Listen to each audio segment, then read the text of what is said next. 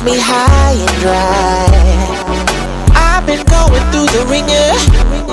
I need you in my life. Time seems crazy. I'm stranded in the desert. This life gets so hot, I need a sip of you, God. Cause you're like water when I'm thirsty, yeah. Drink, drink. You're like water when I'm thirsty. Drink, drink. Hey.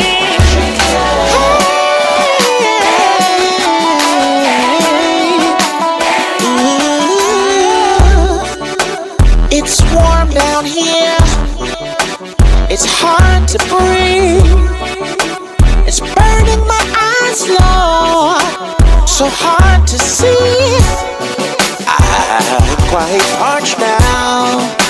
I need a savior. Come quench my thirst, Lord. Because you're like water for the thirsty. I drink, I drink. You're like water for the thirsty. I drink, I drink. You're like water for the thirsty. I drink, I drink. Water for the thirsty, yeah. I drink, I drink. It's like water for the thirsty. Truthfully, our souls parched. You will find them when you seek them with your whole heart. It's so hard to stay consistent through the word I'm reading. Cause the time is coming soon when every eye gon' see him in the clouds above. This is about a love that quenches the thirst, but the world offers is not enough. Taste and see from this fountain spring, you'll be lining up to get a drink, refreshing ink flowing out of cups. This life they gotta touch, you liberate them out of cuffs. Through faith is undivided trust, created us up out of dust. He's worthy of fresh well of living water for the thirsty. Give an honor the first thing that I'm doing when I'm waking up. It's everlasting life to all who decide to drink it up. You're like water when I'm thirsty. Drink. You're like water when I'm thirsty. Drink. Like water when I'm thirsty. Drink. You're like water when I'm thirsty. Drink.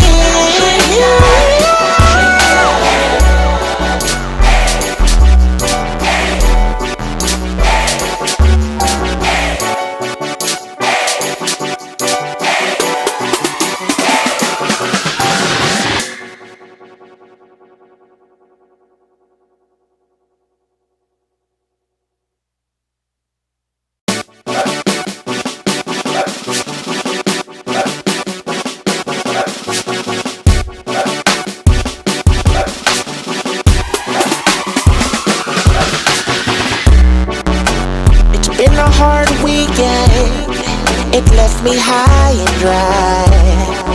I've been going through the ringer. I need you in my life. Time seems crazy. I'm stranded in the desert. This life gets so hot, I need a sip of you, God. Cause you're like water when I'm thirsty, yeah. Drink, drink. You're like water when I'm thirsty. Drink, drink. Hey.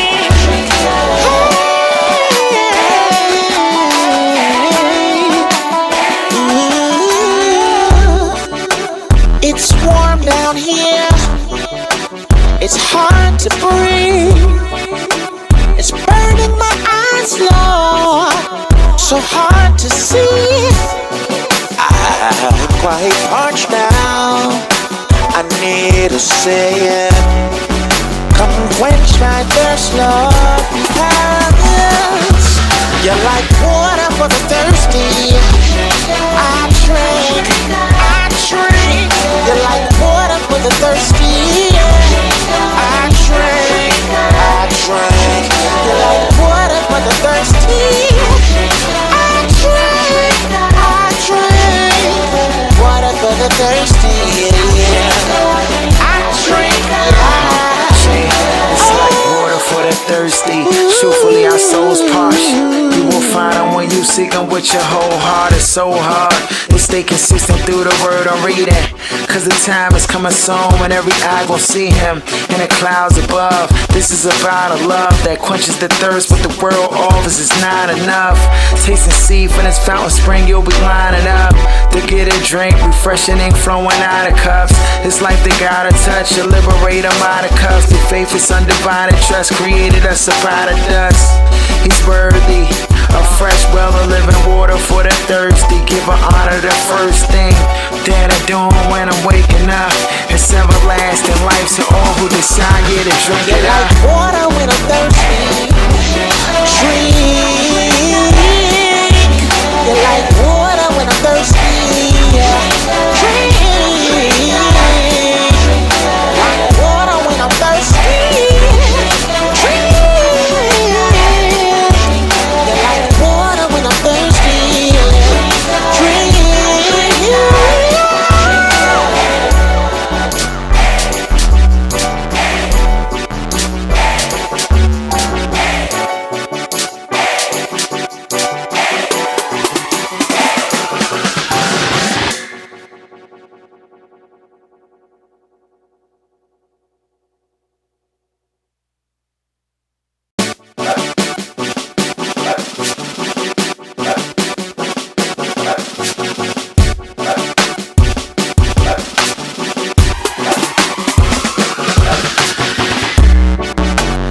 Been a hard weekend, it left me high and dry.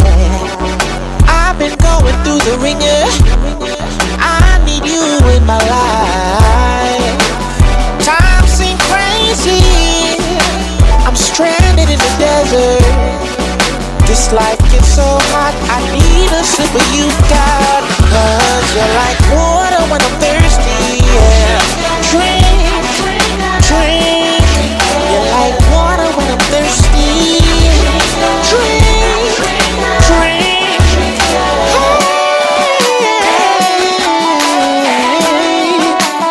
Ooh. It's warm down here. It's hard to breathe. It's burning my eyes, Lord. So hard to see. I'm quite parched now. I need a saying. Come quench my thirst, Lord, because you're like water for the thirsty. I drink, I drink. You're like water for the thirsty. I drink, I drink. You're like water for the thirsty. I drink, I drink. Water for the thirsty, yeah. I drink, It's like water for the thirsty. Truthfully, our souls parched. You will find them when you seek them with your whole heart. It's so hard to stay consistent through the word I'm reading. Cause the time is coming soon when every eye gon' see him in the clouds above. This is about a love that quenches the thirst, but the world offers is not enough. Taste and see from this fountain spring, you'll be lining up to get a drink, refreshing ink flowing out of cups. This life they gotta touch, to liberate them out of cuffs. The faith is undivided trust, created us up out of dust. He's worthy of fresh well of living water for the thirsty. Give her honor the first thing that I do when I'm waking up. It's everlasting life, so who decide to drink it up? water when I'm thirsty.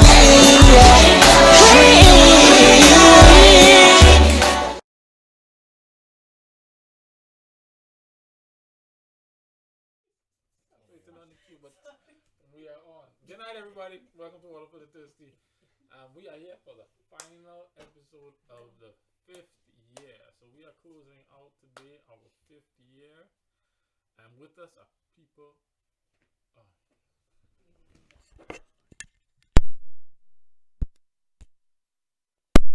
Here we go. Good night again. Welcome to Water for the Thirsty. We are here for the final episode of our 5th year, and I'm kind of excited about that because we are closing out 5 years of doing this every first and third Friday. I think we had 2 cancellations in 5 years. About that. Yeah. Was it 1 or 2? 2? True. I And think one it was really two. early. It was just two. In 5 years. Wow. So, kind of excited about that, and I'm also excited to have Sharika and Kenrick here to close out the 5 years, because it's been 5 years that we've been doing this. I'm also excited to have Avanique, who joined us in the year 4 or 3. Something. She's been here at least one cycle with us, right? Yeah. And then Chase, coming in on the tail end of I'm the newbie. year 5, but into year 6, so this is going to be fun. For those of you who have been with us for 5 years, thank you for joining our conversations. I hope that you have experienced the growth that we have, and I hope it has inspired you to want to get into your word. Sharika, 5 years later, how you feeling? How you feeling about Jesus, and how you feeling about yourself in Jesus 5 years later?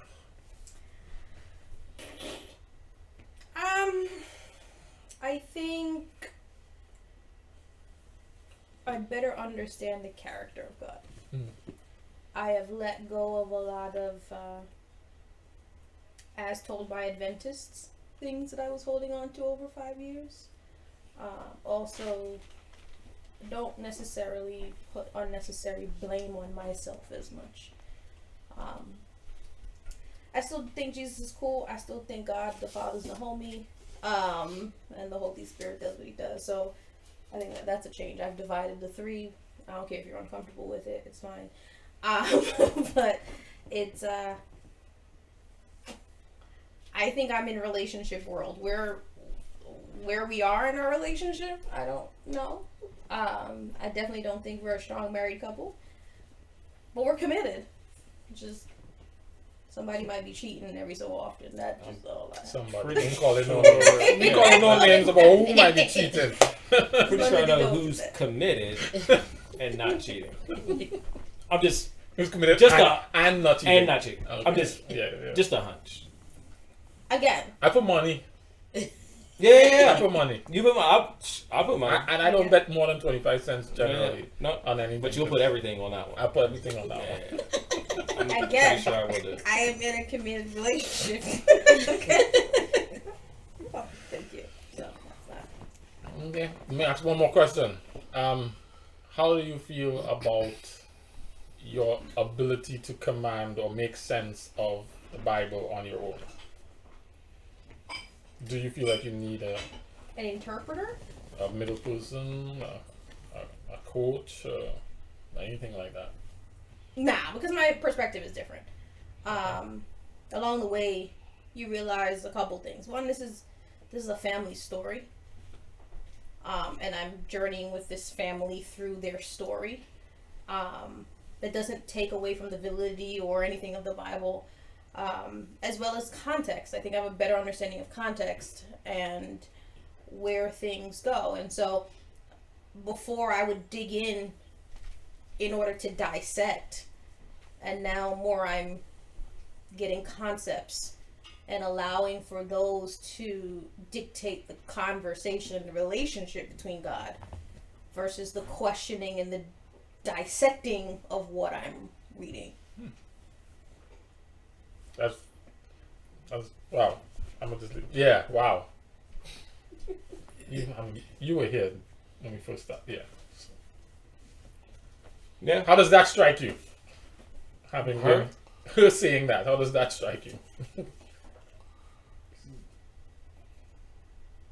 I mean, it's the same person, All right. but it's not. Okay. But it is. You have to translate that. Like, she's changed a lot.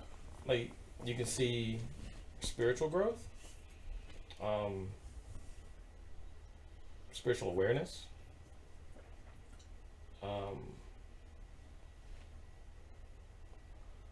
I'm a fan because it's not necessarily religion. Like, you can see that there is a relationship developing.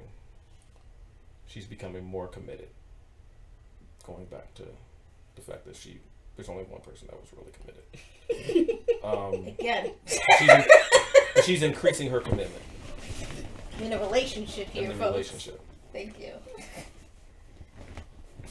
don't wear rings. But everything that was, but I guess that's the beautiful thing about this whole thing is that, you know, it's the process, right? Mm-hmm. And so the journey is the valuable portion of the relationship. And so you got to come from somewhere to get somewhere. And like I've realized that, you know, I thought I was going to reach perfection after year 6 and I got into 5. And so praise the Lord. it was, I realized not everybody can get there In 5 years. in 5. You're in advanced class. Yeah. I'm Certainly is amongst the scholars. clearly giving back right now. But no, the journey is what's most important. So that's what I see. I can say what I've seen in Kenrick. Oh Okay. my God! So we're not doing all. We're that. doing this. So Kenrick and I live a very similar peninsula style life. Okay. I'm My- uncomfortable with Peninsula. Pardon? But go ahead. Yeah, Ken- you should be uncomfortable Yeah. with this. Go ahead. Beer would be better. Yeah. Whatever. The other day, I feel as if Cold. you've drawn closer to mainland and seem to be more comfortable with the mainland people. Yo, that's actually a very good observation. Thank you, Sharika. So, I am. and I'm not sure if that would have happened if you weren't on the couch. You're probably right. So, Oh, man, that's what's up. That's what's up. I will ask you the same question I asked Sharika. Your view of Jesus and you and Jesus, how's that different or same, or what's that view for you?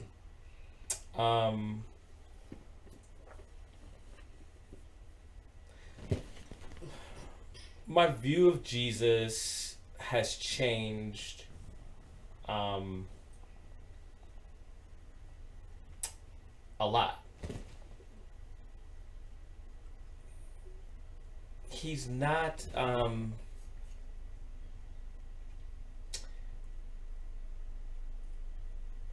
he does like order. You didn't think he did before? Well, I don't know if I liked it. Oh. And since I was creating his image, then it wasn't gonna work. But he does like order. But he doesn't. He's like the guy with the messy table who knows where everything is. Yeah, he's and I know he's gonna be a little uncomfortable, but For What I've Jay, learned. Just for Jay. is he's really flexible, right? And Like yoga pants flexible. like, won't say that. It's not the time. it's not 9 o'clock Yeah, yet. yes. 29 minutes. Yes, like yoga pants, flexible. On a variety of people.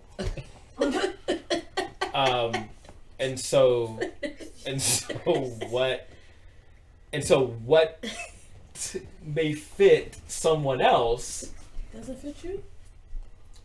may also fit me, right? And that's how, and like he fits. He just fits. And so everybody's shaped differently. So his fit adjusts to. I like that. I think his fit does adjust, but and the pants hide some of the flaws that we all have, right?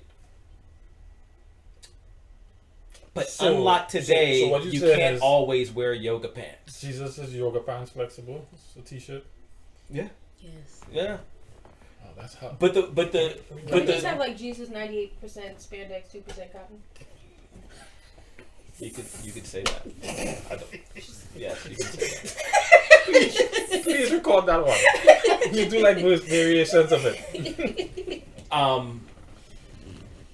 But leaving that, like, but although he's flexible, like, he still requires us to obey and follow him. And so, so that's one of the things. Like, he's not cookie cutter. He's not in my experience, it looks different to a lot of different people. But although it looks different, like those same principles and those things that he requires from us, those are very consistent. You can see it throughout people's lives who are following him. Kendrick and Jesus. Kendrick and Jesus are cool. Like it's.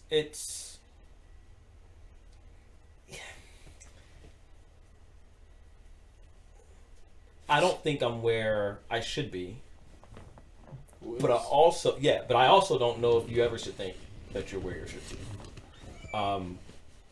I can go back and look at all the flaws and all the things where you fall short, where I fall short. But he's patient, and he's more patient than I ever thought he was. And then he is also, I've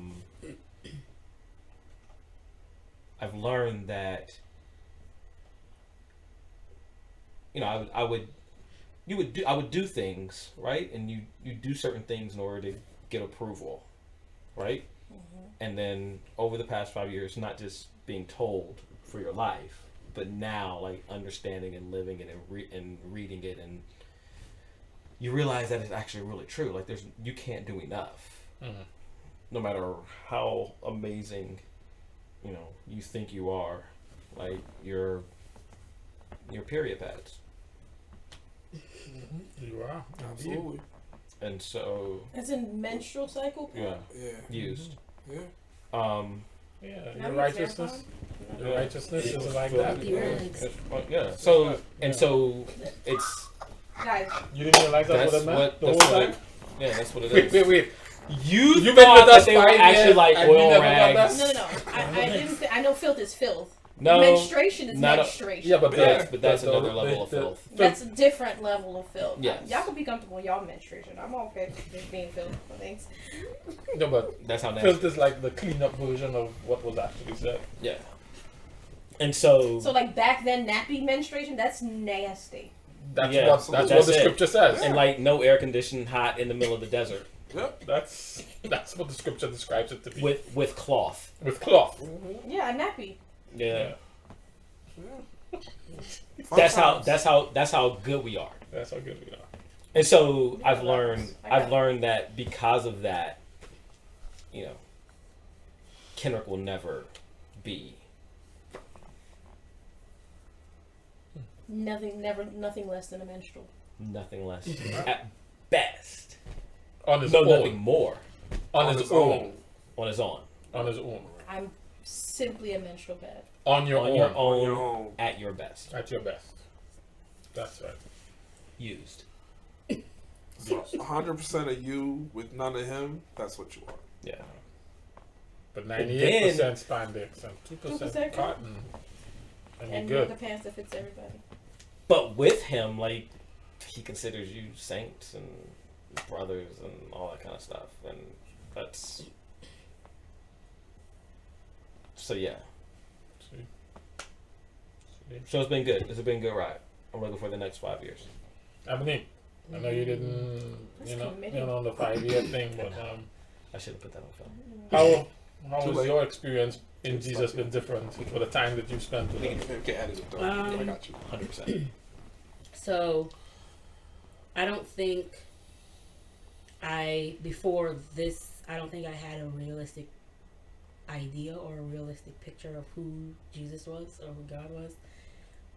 For me, I think it was more of I'm really just doing a routine. I grew up Adventist and this is just what I do. There really wasn't really much meaning. Or I read the Bible out of obligation every morning as opposed to trying to dive into the story more. I think being a part of this has helped me understand the scriptures more, and then that kind of opened Pandora's box for me. Tell me more. I think I have been on a path of unraveling what I thought was right, I don't really know where that has me right now. But yeah, I've seen that unravel in the time frame that I've been a part of this. Okay. So what you looking forward to next year? Okay, you've been on your own journey and probably, coming in to meet us on our path. What you looking forward to next year, based on the experiences you've had here? That's what I'm looking for. I'm just looking forward to the experience. Okay. Are you committing to the couch? Mm-mm.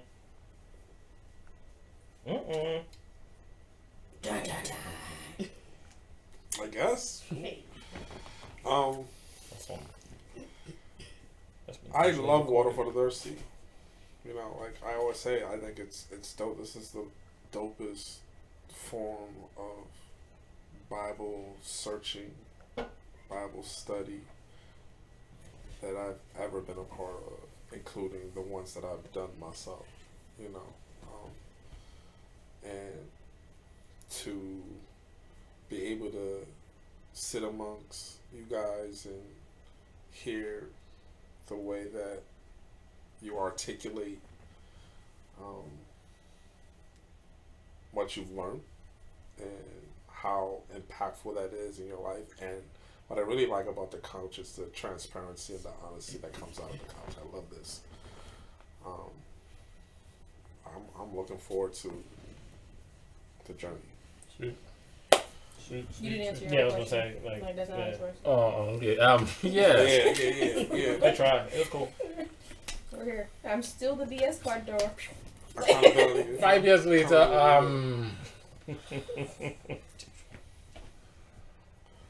5 years later, ironically, I am. Should I say that? Should I just be positive? It's 8:30. Go ahead. I am a little jaded. I still believe. So you cheating too? But more than that, I'm kind of what Abanique said. She's unraveled some things. I'm not sure where it's taking her.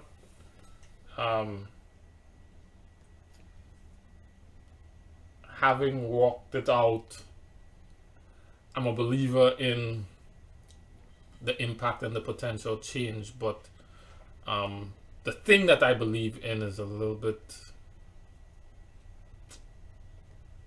is being challenged at this phase, in this juncture where I am. The thing that I believe in is being challenged. Is there a difference between the thing and the person? Yes. Okay. The person I believe in is not being challenged. I think, like you all, I see Jesus and God and the entity of God differently than I did. Like Kenrick has articulated from time to time, he's bigger than we allow him to be, or conceptualize him to be, and he does not seem as concerned with the things that we put emphasis on, and I think that's what has me jaded. So that's your thing. So I'm still in the process. So I have not come out and landed anywhere. But Have you defined that thing, or you're still in the process of defining that as well? no, my thing is the belief systems and emphasis of the community I belong to, the faith community I belong to. Okay, So I'm jaded by that. gotcha. I'm not jaded by God and my relationship with Him, but I'm a little jaded in that because of the divergence in emphasis. And what appears really clear in there, at least as we've explored it, because I don't want to just say to me, but as we've explored it, because when I bring my ideas here, we wrestle them all together. Yep. So as we've explored it, you know, he's not as, he likes order, but he's not as rigid, and he's not as concerned with some of the things that we are concerned with, Which is, yeah. and so that has me a little, yeah.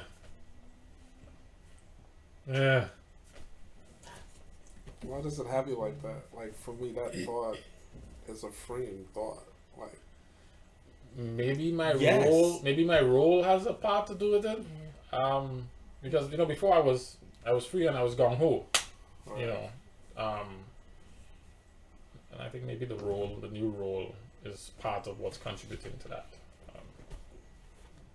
There are, And the handcuffs that come. there are wait. Handcuffs? Yeah, it's just...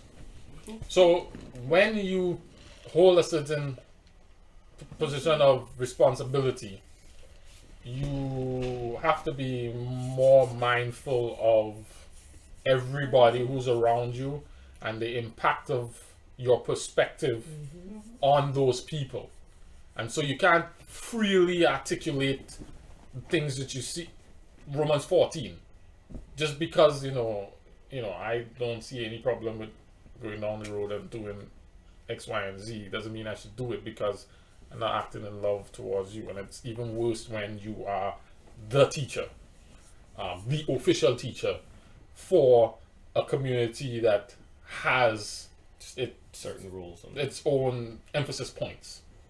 So you have to find a way to be and be at the same time.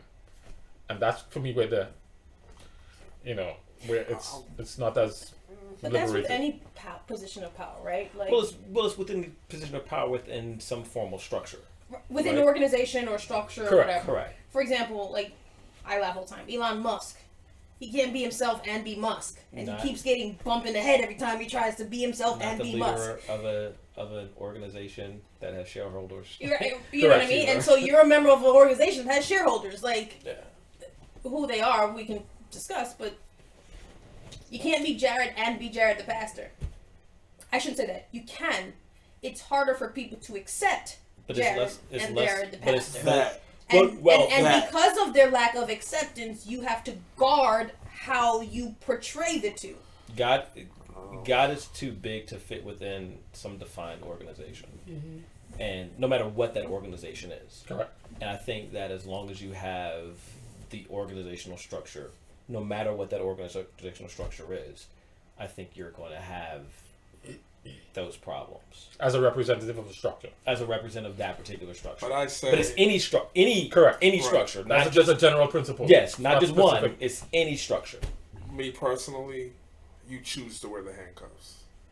Like, you don't have to wear them. Oh, So let me be transparent. So I'm doing this Bible study on Wednesday night, where it's not like this where it's open and we're studying the word and exploring the word. Right. I'm using the study guide Right. prepared by the organization about their beliefs, and I'm going through the thing you're and like, going, what is this? Yeah. Y'all just proofread that text and came up with this thing, and I'm stuck like, how do I go and tell these people who come in and look into me for explanation that this right here, even though this is what they believe, is not What 100%, I can't actually teach you this. It kind of feels like you're And going that- against if that your is a- But if brain. you actually teach what you understand the text to be, Then there's the potential of, I don't want to run the risk of leading the people astray. So yes, while I may choose to wear the handcuffs, it's more of a protectional mechanism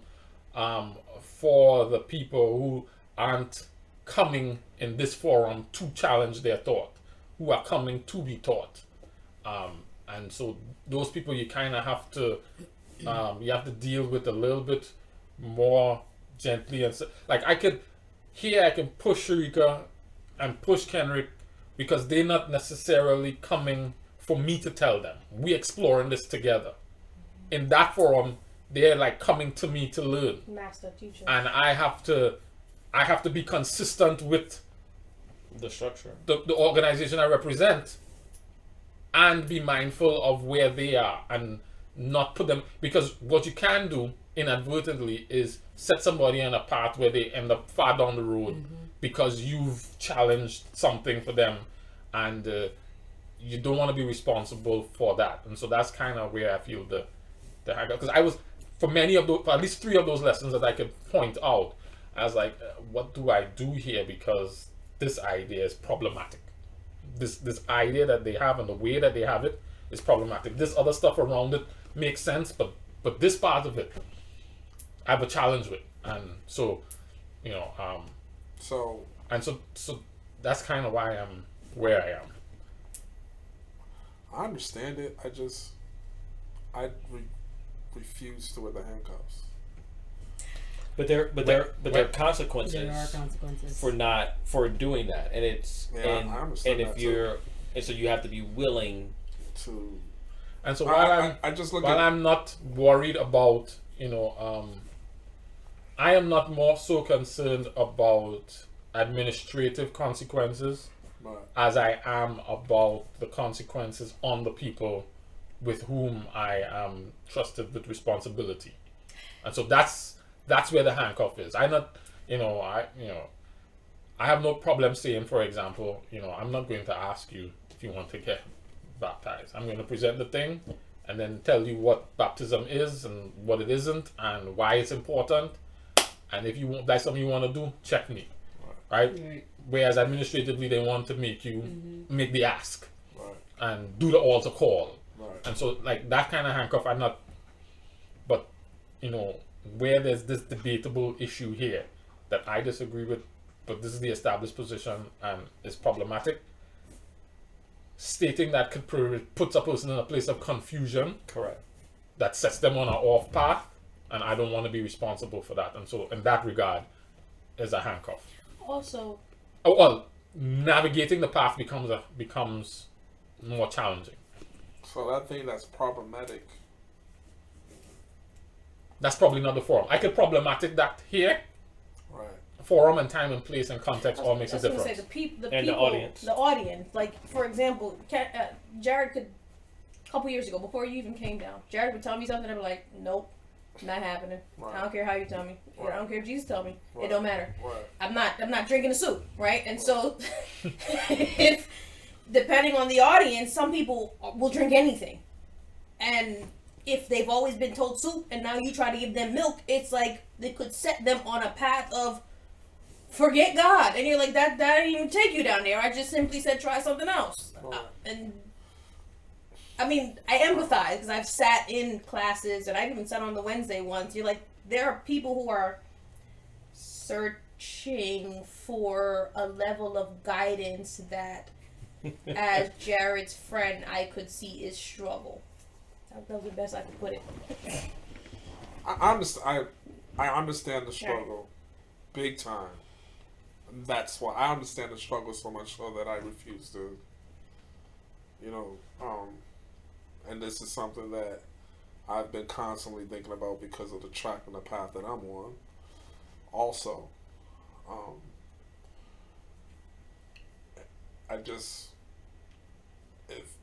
for me, it's all about that. It's all about this, more than it's about anything else. So that's where the struggle is. But that's that right there. There's so many ways you can put out a verse. There's so many ways for people to take. I mean, and I guess that's why I was saying, like, I've realized like God in this word provides freedom, Absolutely. right?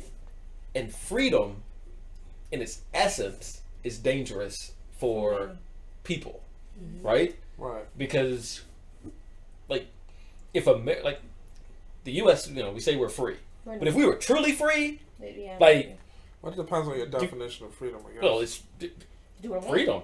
Like, it's no encumbrances, nothing. Like, that's free, Do what I want when I want. How I right?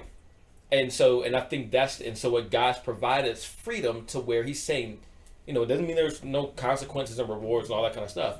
You're free to make your decision, Right. and I'm not going to stop you from making your decision. Right. And so I know that right now I'm choosing Him, Right. right? Whereas when you're with organizations, you're not really free, because to your point, you have to think about these things. Like, even when I work with youth, like, there's certain things that I hear you say that their parents, and I'm just like, what the heck? That's not my role. But your parents said it, like, that's what you do. But Kendrick, no, that's what your parents said. Like, there's no freedom, no true freedom there.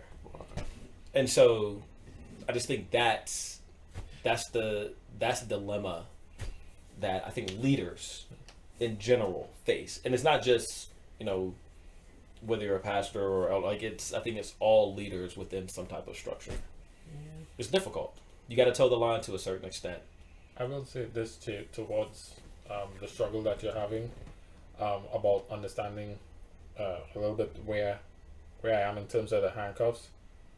Because some of the issues are debatable and are really a matter of perspective, and the factors that have influenced your understanding, contextual factors, cultural factors, historic factors, and even the thing that you want to get to at the end, in order to make it go there, you have to make it fit, because it's debatable, and there's not necessarily a clear-cut answer, definitive, where you can make a case that this is what it is, and not make a clear case that this is what it also could be. You don't want to confuse people, and people go, well, so what is it? Or there's no absolute. Oh, well, I'm out of here because y'all don't know what y'all talking about. You don't want to you want to risk doing that, and that can happen if you challenge it outright and point that this is an alternative perspective on it, because in that particular forum and setting, you are trying to help people come to a shared understanding, right? And you're responsible for imparting that shared understanding. Kind of goes with what Kendrick was saying about the yoga pants concept. Yeah, you can come back to that. That wasn't mine, though. That was Jared. That's ours. It's collective. Right, the collective yoga pants example, like Lululemon. God. No, go ahead. God doesn't. I have come to understand that God doesn't necessarily fit the way, like, he's not gonna fit into. He may not fit me the same way he fits Kendrick, but for me, a part of it is understanding Kendrick might be wearing a different type of, and that's okay. There's nothing wrong with that, because God's not going to check me the way he's going to check Kendrick. And that's totally acceptable. That's totally understandable to me, because we're not, the yoga pants isn't one structure. It's not just, listen, this is what it is, wear it or don't. It fits everybody differently. Yeah, but then, like, I'm thinking about Matthew 15. I think it's Matthew 15. Where the scribes and the Pharisees are checking the disciples for not doing things the way that they believe it should be done. And Jesus jumps in and says, hold up. That particular way that you think things need to be done is not something that I or my Father have set up, so to speak. But sometimes you gotta leave people with the forceful hand washing. But that's I guess. Go ahead, I'll let you finish. And like, called them out on it and said, nah, that's what you're actually trying to get my disciples to do is actually causing people to fall away from what my expectation of them is to do. Right. And that same guy come back and says, those people who doing it for wrong reasons, they're the experts on it. Do what they tell you to do. When they're sitting in a certain seat. Exactly. Yeah. Says, do what they tell you to do. Just don't do show what yourself don't do what they do. This is what he says. Right. You can find the text. He said, do what they tell you to do, because what they're telling you to do is right. But if you understand the seat that they sit in, The only thing that they could do in that seat is read this. Right, but exactly. So That's it. that's kind of my point. You know, when you have the people who need the it's not just because I could eat a doubles with pepper, don't mean I should give Samuel a doubles with pepper. I mean, he'll be okay if you give it to him. Use Julian. Oh, I can give Samuel a doubles with pepper, Right. but I can't really give Julian a doubles with pepper. I'm Right? confused. And Sam eats anything. A doubles is No, I know with double. Yeah, and pepper is yeah, spicy. yeah. I'm just okay. Sam is a beast. I'm at a place where I can eat doubles with pepper. Mhm. If I'm feeding my kids Yes. who need nourishment, Mhm. it's not responsible for me to give him the pepper because now he's not going to want to eat. And now he's going to be wary of eating anything because he's not sure if everything's going to have pepper in it. Right. But not only that, it's let's get used to the doubles. We can always add the condiments and the extra. Afterwards. And like your interpretation of the scripture right now, like what you just said, isn't someone's first rodeo interpretation. Because, I mean, Vanessa said no pepper for anyone. Right. Yeah, like, Like that's like Shay, that's maturity, that's relationship that you were able to dissect from that scripture and say, yo, for real, y'all gotta understand the context. Majority of people, when they're just figuring out how to eat, Right. don't get it that way. And so let's get them used to solid food before we introduce preference. because if you introduce it too early, you could confuse them and set them off. They go back to liquids. Yeah, you could set them off.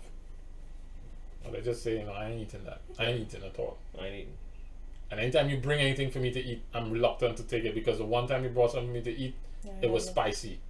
And so now I'm afraid of everything that you bring to me because it's now spicy. Because of that spicy experience. And so that's what I mean by handcuffs. I really want to enjoy my food with pepper, but I can't eat food with pepper around you. I don't know. Perfect example. Vanessa posted on Facebook last week, and I found out about it much later on. That she was feeling for cheese paste. My cheese paste. The one that I make. What is this? Cheese paste. It's, you know, grated cheese with butter and mayonnaise and thing that you kind of beat up and then you spread on bread. Spread on Okay. bread and So it's a cheese cheese paste. paste. Yeah. Okay. But I seasoned it a certain way. She wanted that. So I go in the Amish market today and trying to find cheese to make this cheese paste for her because she asked for it publicly. Because I went to a town hall meeting and Heb was like, did you see your wife's Head request? is always like something. Heb's an instigator. I love that. So now if I don't deliver on this, That's like you know, cheesecake. there's a, you know, now a public pressure to deliver this thing, right? So I go looking for cheese. I have Just come don't have across something. this very delicious jalapeno cayenne cheese. What? That would be perfect for this cheese paste. She can't take. Add the shadow benny, add the pimento peppers and everything that else that I add in it. This thing would be off the cheese. I've never done it with that before, but this would be incredible. It'll be nice and spicy. I don't have to add the pepper sauce because it's built into the cheese and it's the flavor. And but then I realized that Sam and Julian not gonna be able to eat it, so now I have to look for an alternative flavorful cheese at the Amish market, and I don't know what these other cheeses taste like. And now I had to settle for a garlic cheese that is alright, but not great. And Or you can make two. yeah, No. But I mean, going back to the original statement of there's Jared and there's Jared the pastor. Right. I can eat my You can make jalapeno. You can make cheese, a water for the thirsty paste. right, and I could make another one. So you see the handcuffs there? Right. That's the So handcuff. he's just here to help.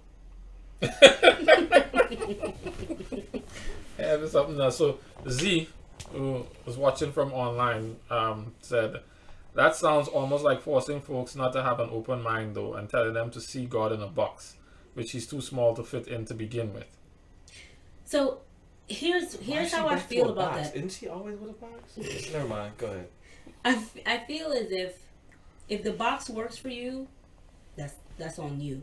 The box doesn't work for me though, and I think a part of my unraveling is realizing that I might have to keep my out of the box Jesus to myself because folks might not.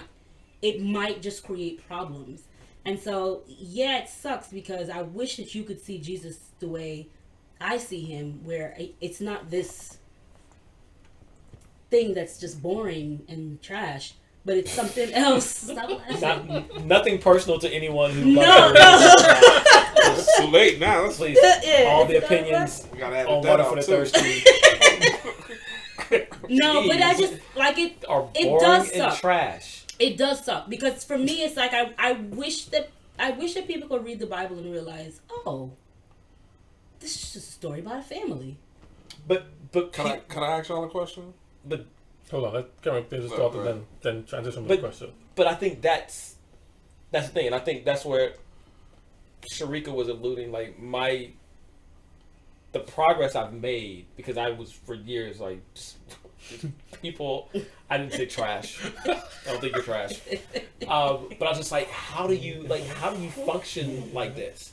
But what I realized is that God is that big that if you want a box, Right, he works in the he box. can work with that Right, box. And if right. you want a circle, he could work with that circle. And if you want Triangle? triangle, whatever, like you Leggings want all ministry, that, like God is that big Leggings to ministry. where he's How about going Leggings ministry. to, he's just that big, right? That's me. And so I don't even like looking at it as a inside or outside the box thing anymore. I just think it just is. Right. And there are probably a lot of people that cluster around certain things, right? And they're all over. And I'm not looking at one particular religion or whatever. Just there's all these clusters. Then you have like little dots in places, right? I think ultimately God's just trying to get us to where He is, and it's not on. I'm looking at 2-dimensionally. It's not in this 2-dimensional thing. It's like 3-dimensional is way up here. Is where He's trying to get us, and that's. Sorry, go ahead. So Helen said this can apply to Christians who hear God and follow what you are told, but others don't see what you see. Yes. Yeah, Abraham. Like, I mean, just you can go through the Bible and see all these examples of people Right. who were crazy. David, like everybody, all these people, if like they're nuts, they're not normal, and not only not normal, like you would get in a lot of trouble Right. doing those things. Yet is what God required of them, and not even require you to understand it. It was just He required that of them at that point because it was for them. Right. So one thing that just came to mind about the box, and then transition. When God took the children out of Egypt, the children of Israel out of Egypt, He gave them a disgusting amount of rules through Moses and the 10 Commandments to keep them in that box, which eventually He needed them to grow out of, which is where He starts to scream at them in Deuteronomy, like, what the heck is going on here? Sometimes you have to start them in the box. You have to understand that I need order. And once you've experienced and have accepted my order, then I can show you how I can expand. Which is what But Jesus comes to do. you have to do it. And I look at the business I'm in, and we're a small company, and we do really well, but we're not structured like at all. Like it's horrible. And so one of the things like we're talking about, like how do we expand and how do we make it a little bit better? And we're just there's some guys that we just want to hire out of school, and we're all looking at the mirrors like we can't do that. Like we can never do that to them. They actually should go to a structured environment, and then They can come and over. then they can come. Right. Because coming to us like right now is not a It's good. not good for them. It's not good for That's them. chaos. It's complete chaos, and you shouldn't learn that way, right? Because you need to have. Because once you have that, then we can have the maturity. Then you will develop the maturity, and you'll say, okay, these are some things that we have done, and this is the way we did it. I see this the way these guys are doing. You can figure it out as you go. But coming straight into chaos, so them leaving, like, the only structure they knew was work, right? They didn't know any other aspect of their life. So we had to develop them. And, so I get it. That's why you train kids the way you train kids. So I'm gonna read some comments from in here. Randy Don't says, forget your question. yeah, Oh, yeah, sorry, Trey. I'm coming to Chase's question. Randy says, God is that personal, capital personal, to fit whatever shape you exist in. Ron says, speaking to Jared's struggle, Jesus at one point tells someone to count the cost. I believe we have the responsibility when we are wrestling with matters like these and not clearly hearing from the Spirit to truly consider the paths before us. I feel like you have done so, Jay. So where does each path lead, and are you willing to proceed on a course if you cannot see a desired outcome?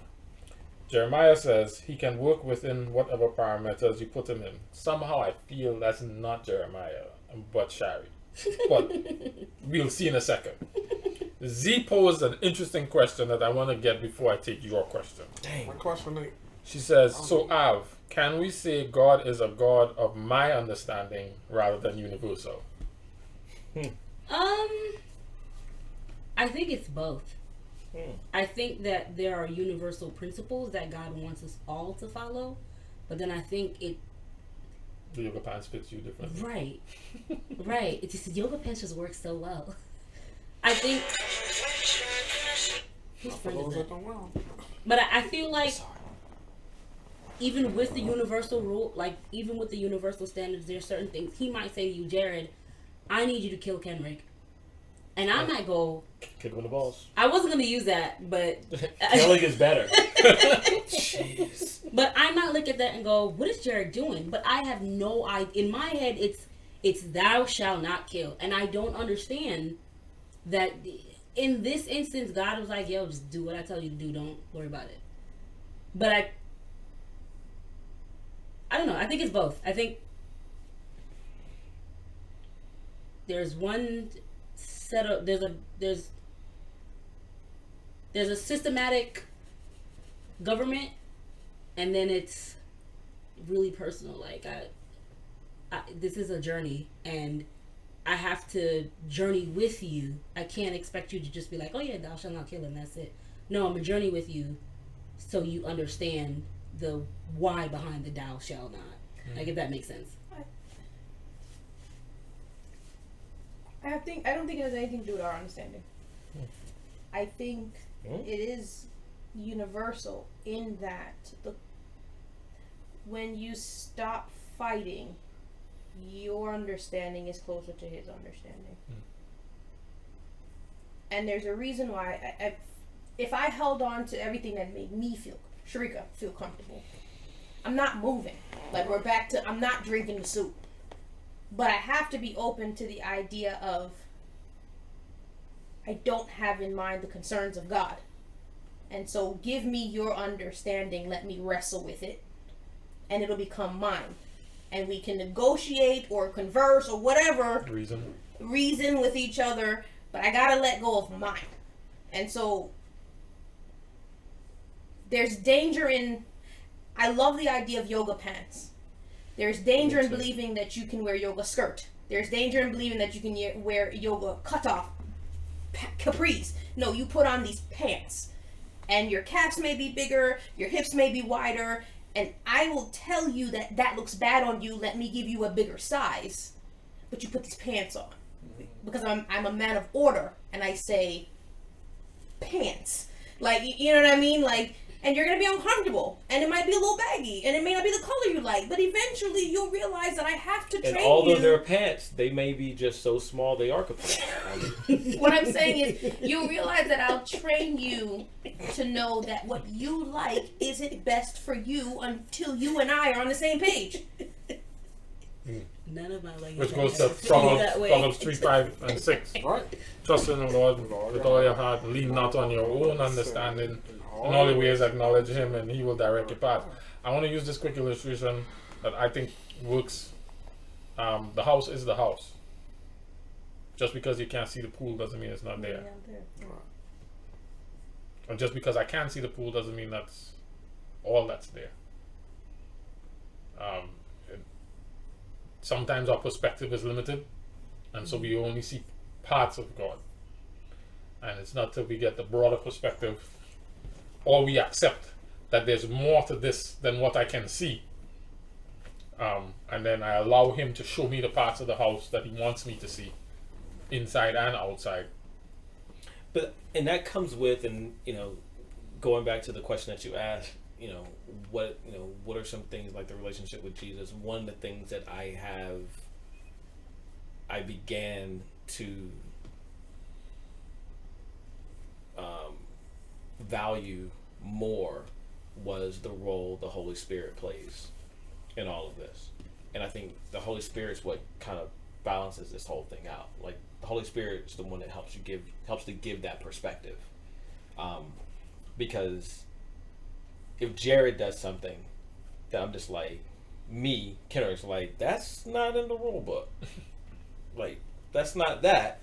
The Holy Spirit is big enough to be able to say, Kendrick, that's either Kendrick, like, that's not your role, or Kendrick, this is what I'm doing, or Kendrick, focus on something like that's the role the Holy Spirit plays in all this. And if we have the Holy Spirit and truly have him, and he's working and we're interacting with him on a regular basis, then I think that gives us the perspective in order to know when to stay, when to kind of just chill, When to go and when to stay. when to go and when to stay, when to comment, when not to. So, and that's one of the things I've, in this whole process, I've been learning a lot more about. Do you remember your question? Yeah, but it's irrelevant now. No, I want to hear Oh it. no! Ask the question. Go ahead. Just ask I the was question. I'm just trying to understand perspectives. So Go ahead. I was gonna ask, were everybody in this couch, were you raised Adventists? No. I was. You was. Okay, so that helps me to understand. Shonice was not when she was here. My dad was not Brad when he was here. Ron and Marcella are not. Mm-hmm. I'm not sure about Darian. Orlando was. Shari was. Mhm. Z was. Okay. And Brandon was. And Brandon was. Yeah, and then like 2, 4. Dang. Ron, Marcella. So it kind But of Dad, you. it kind of makes me. So I've been thinking about Jonah, Shonice. and while I was reading the story, I was kind of just like, I feel like we still He's such a Bama. Who's this? Jonah. Not Jonah. He Black is a there Bama. I'm done. That's all I'm saying. No, but it made me, when I was reading the story, I was like, why are we still in this Jonah mindset? And this conversation kind of brought that back to my mind, because Jonah's understanding of God was this box, and that's it. And God was like, all right, I'm not going to kill him. I'm going to do something different. And he was like, what are you doing? He was like, I knew you were going to do that. I Right. knew you were going to do that. Right. And so to me, it's kind of just like, there's some danger in doing it. But I was kind of blown back at the fact that God didn't straight up like, I'm gonna strike you down right now. Because first of all, who are you to question me? And second of all, why do you have an attitude? But God was just like, yeah, I'm gonna give you a little tree to help with your little attitude. And so it's kind of one of those things where you see that, like, my box mentality would think, yeah, God's about to cut him down because he's bugging. And God was just like, I don't fit that box either. There So- are some people who did get cut down. Yes, that's what I was like. I mean, the box mentality is you step up, you get cut down. God was kind of just like, I can't do what I want to do. I'm not going to do that this time. So, with the box, we've heard just shapes, box, triangles, and that God can't fit into them boxes with us. But doesn't he fit into them boxes with us to try to reshape and push out Yeah, I think so. I think that's a good point. instead of Not me. just Yeah, having he us does. feel He did it. comfortable in our Oh my gosh. feel comfortable in our box, and he trying to get us to a place of where we're not Discomfort. comfortable. You are 100%, and this chick's a liar. You're saying that you. What? Sorry, Jay. Go ahead. I'm just saying, we're not like, dignifying I'm your just comment. saying, like, so This is a liar. I'm dead serious. Like, I'm all joking aside, that I do not believe that is true for my life. does he not work like that within the organization that we're into? Yes. Where he Yeah.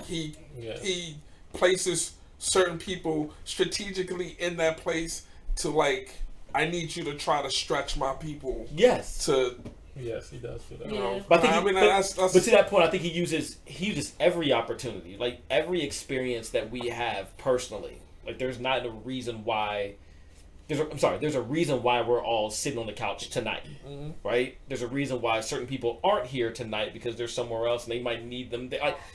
He uses every experience and every encounter that we have to do that for us personally, right? So yes, I believe 100% that's true. I guess that's where I am. And this conversation is like, what about the stretching? I mean, we could choose. Yes. We could choose to be stretched. I got kicked out of my box.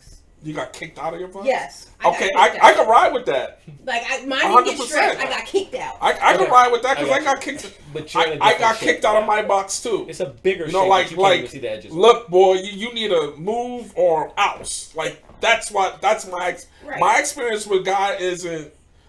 Let me move you. It was like that for a minute, but I ignored that nudge. I ignored that. Come. He know that's not how he can talk to you. Right. So one day it was like, everything gone. Make a decision. Straight up. But I think God knows who He can do that to. Yeah. And some people He just be like, yeah, you can't handle the licks because you just gonna straight fall out and you're never coming back. But that's the amazing thing about the leggings. It fits differently for everyone. I see it kind of differently. I know for me. You don't like the leggings? No, I don't. No, let's just make that clear. I don't like leggings on me. I like leggings on other people, but not on me. No. But for me, it wasn't. You gotta wear the leggings, Jay. Nah, dude. Call them something different. I mean, we'll call them. No yoga pants. We'll call them jeggings. We'll call them yoga pants. We'll call them whatever you want to call them. I like sweatpants. But at the end of the day, I'll wear some sweatpants. They're leggings, dog. Nah, I'm good. You can call them sweat leggings. Sweat leggings. They're leggings, dude. As long as you're comfortable in them, I'm good. You're gonna be comfortable in them.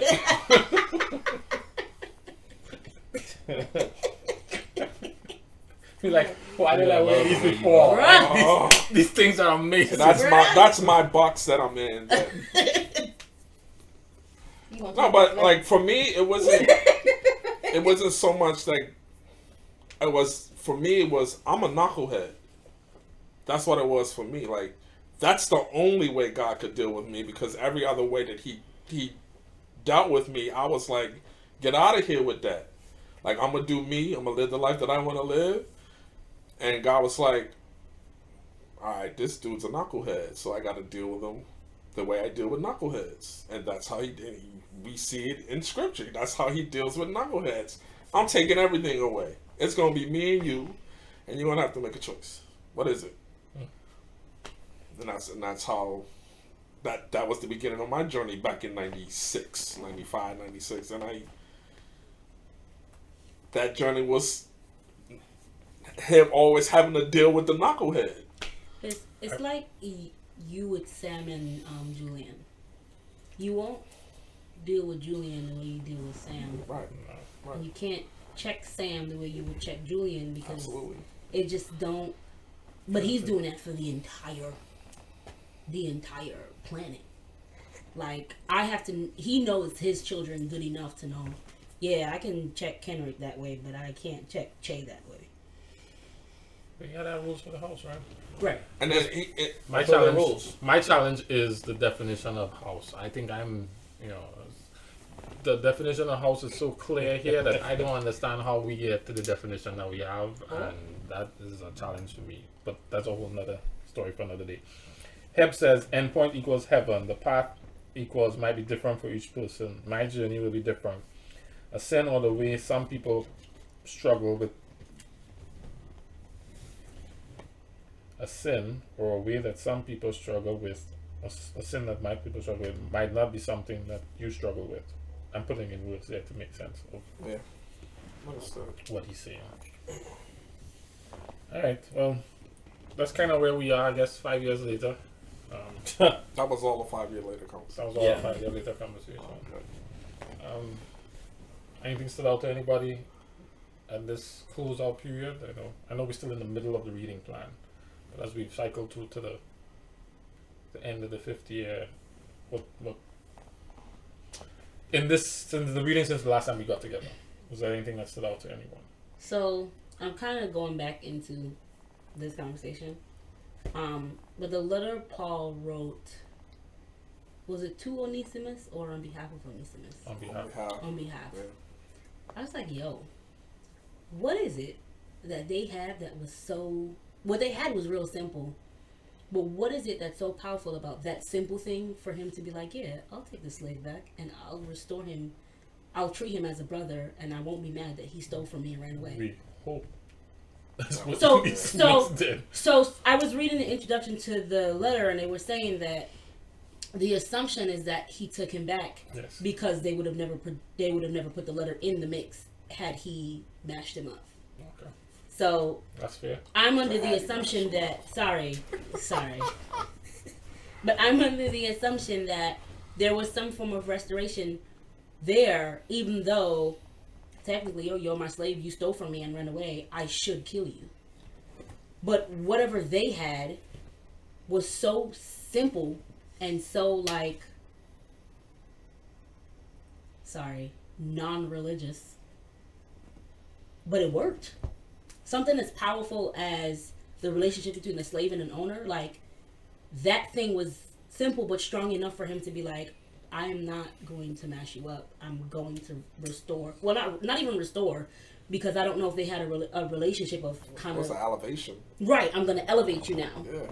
And so in my mind, I'm like, did we overcomplicate this thing again? So you're gonna force me to be a shoehorn, right?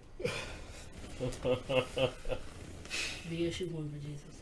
So the place that I'm in now is that, you know, we are stuck in divisions and subdivisions based on any number of criteria. And God is looking at us as a unit, as a whole. And He's trying to restore mankind to the best way of being mankind. And that's really all that there is to it. And you have nothing more to it than that. And that what God's people, in terms of believers in Jesus or followers of the way, are meant to demonstrate, in addition to letting people know that God is trying to reconcile them to Him, but He's reconciling them to Him to be what He intended them to be in the first place, which is really just family. Like the human dynamic, the interpersonal relational dynamic is the same for humans in every setting, in every culture around the world.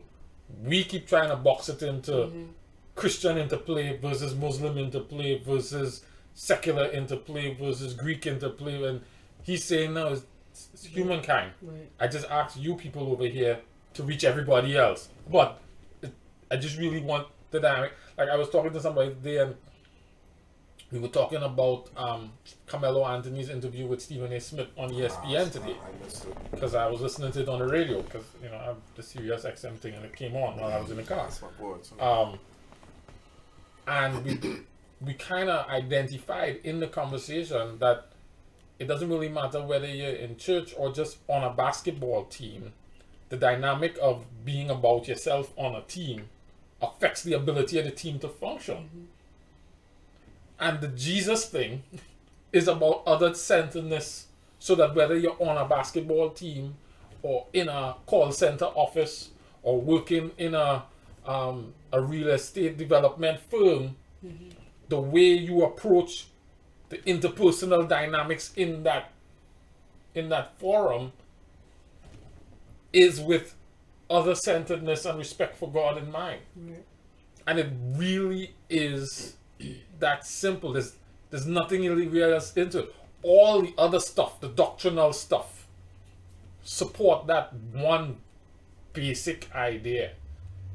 And it's so simple. I'm like, how do we make it That's complicated. as complicated as it is? Right. You know, like I was reading Amos chapter 2. This 2? I think it's Amos chapter 2. When we was reading it this week. Last week. A couple weeks ago. Ezekiel, Hosea, Joel, Amos. Or was it Amos chapter 9? It was Amos chapter 9. It was 9. God telling Israel here, are you not Israelites the same to me as the Cushites or Ethiopians? Did I not bring Israel from Egypt, the Philistines from Kafta, and the Arameans from Kir. Yeah. No, Israelites thinking it was all about you. Yo. No, I was in their history too. So it ain't really about you as being a special group of people. I chose you to reveal myself clearly to you so that everybody could understand me. I didn't see that. That's what I'm saying. That's what I'm saying. The promise he makes to Abraham in Genesis 17 is not to the Israelites. It's to a dude. It's to everybody. It's to the whole world. It's to everybody. It's to all mankind. And then Colossians 2 or Colossians 3, Colossians 3. he talks about reconciling all things to him. Yeah. I mean, like, but we trying to box it Right. into Christianity. He's not trying to make the world Christians. He's trying to make the world humans in the image of God. Right. And he's using followers of the way to demonstrate what that looks like. Right. And the way that happens is through Jesus. But we become humans. If you even look at the imagery in Revelation, it's people from every kindred, tongue, nation, and language maintaining their kingdom, nation, and language. In that image. Right. And so, like, What humans were meant to be from the beginning. It's getting But it's back human. to that place. Yeah. but it's just That human. is human, Right, right? right. Absolutely, but Right. When you think, right, absolutely, it's just humanity. when you think of the Ten Commandments, respect me, I respect people, and in your dealings with each other, Respect each other. respect each other, and you respecting each other. You're respecting me. and Jesus comes back and all he does is Right. say the same thing. Right, right. He alliterates. Y'all overcomplicated it. Let me simplify it. Love me, love your neighbor. And that is played out in your interactions. And so it's not like he's, I look at people who get on, musicians in particular, when they find Jesus, you now want them to only talk gospel. And while there is some value in doing that, life as a human is a whole lot Bigger than bigger than Right. than that. Now, this informs all of life, but there's so many other aspects of life that I can speak to and be faithful to Right. to my belief in what Jesus wants from me as a human being, and so like we have these emphasis points surrounding liturgy and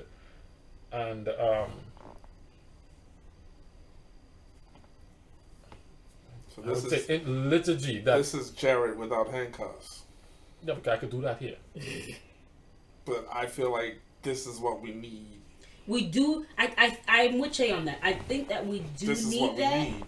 because if we're real about it, we're real comfortable sitting down inside the church doing nothing productive every week. And I'll speak for myself. I don't know if everybody else is being unproductive, but the mindset of I come here every week, I sit down every week, we sing songs and we listen to the word and then we go home. But the people around the block don't know who I am. And there's a hospital down the block that's desperately in need of people to help. And we're just comfortable in our seats, in our comfortable seats, doing the same thing over and over. And it's like, I don't necessarily think that is I don't think that's the intention. Like, But even consider what the call is.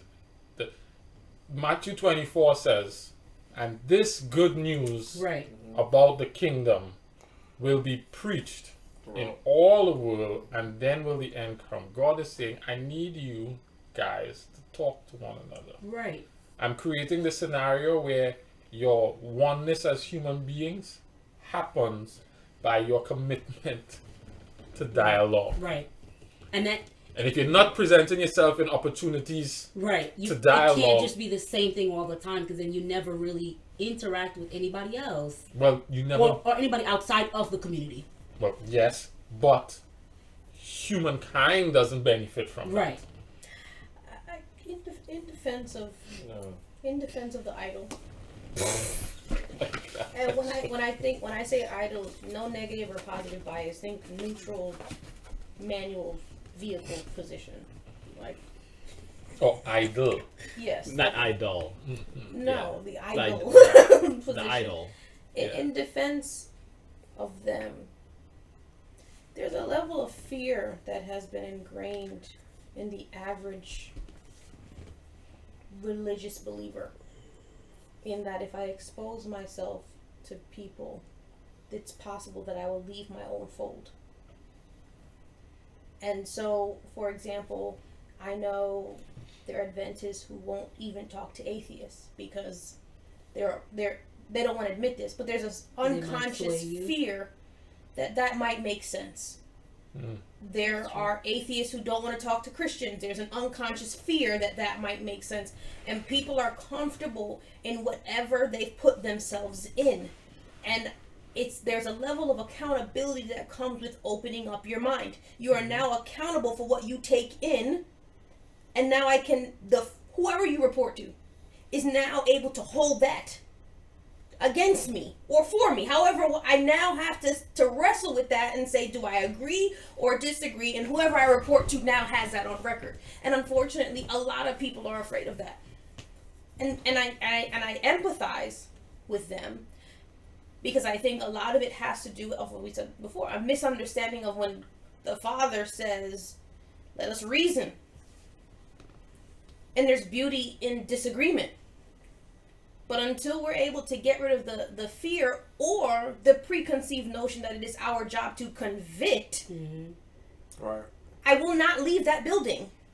Because the same thing that I feel I want to convict you on, I have this preconceived notion that you want to convict me on. And so now it's a fight. And I don't do those type of fights. I'm not, that's not what I want. And that's part of where the issue is for me. Because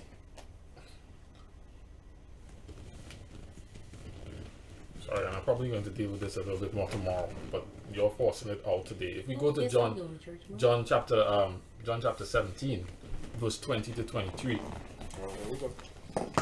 John chapter 17, verse 20 to 23. Here Jesus is praying to his Father just before he does this thing. And he's describing 17 what? 17 to 23? 17, 20 to 23. He says, my prayer is not for them alone. I pray also for those who believe in me through their message, that all of them may be one, Father, just as you are in me and I am in you.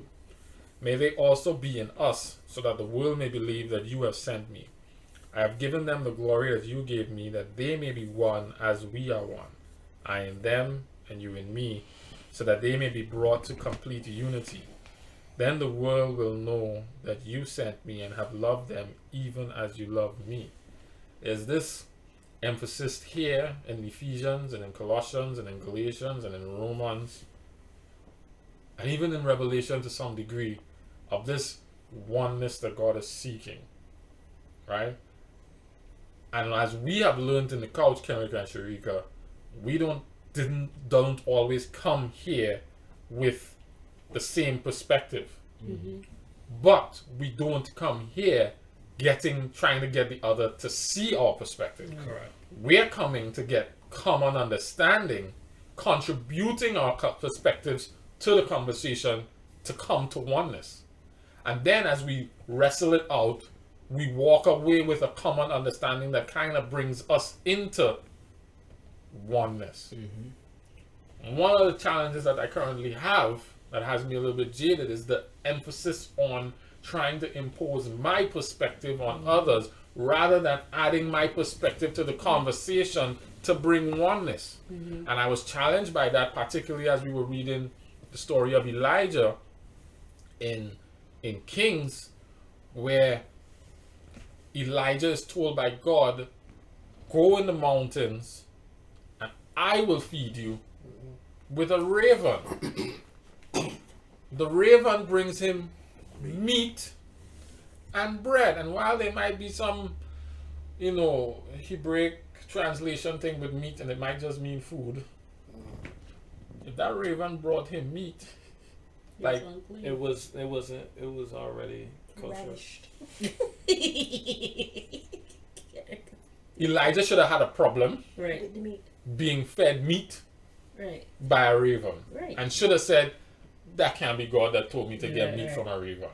Because a raven is a... It's not a scavenger. Which dead animal did this raven just bring this food from? Really? Right? Then, in the same chapter, next story, God sends him to a widow. And we don't really catch it because we don't really know where these places are. Right. The woman lives in Zarephath in the region of Sidon.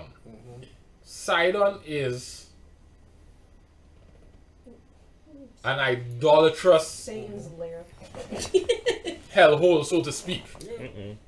Right? Well, I don't see hellhole, but in Sidon, there's nothing good happening over there. Trash. Trash. Satan's lair. Trash. And God is saying, I have directed a woman living there to feed you. So God is providing nourishment to dude using things that he would not Conventional. never consider. He would not have taken food from the bird. He would not have gone to Sidon for nourishment. But God is saying, me. I controlling the raven and I have presence in Sidon even though you wouldn't think so.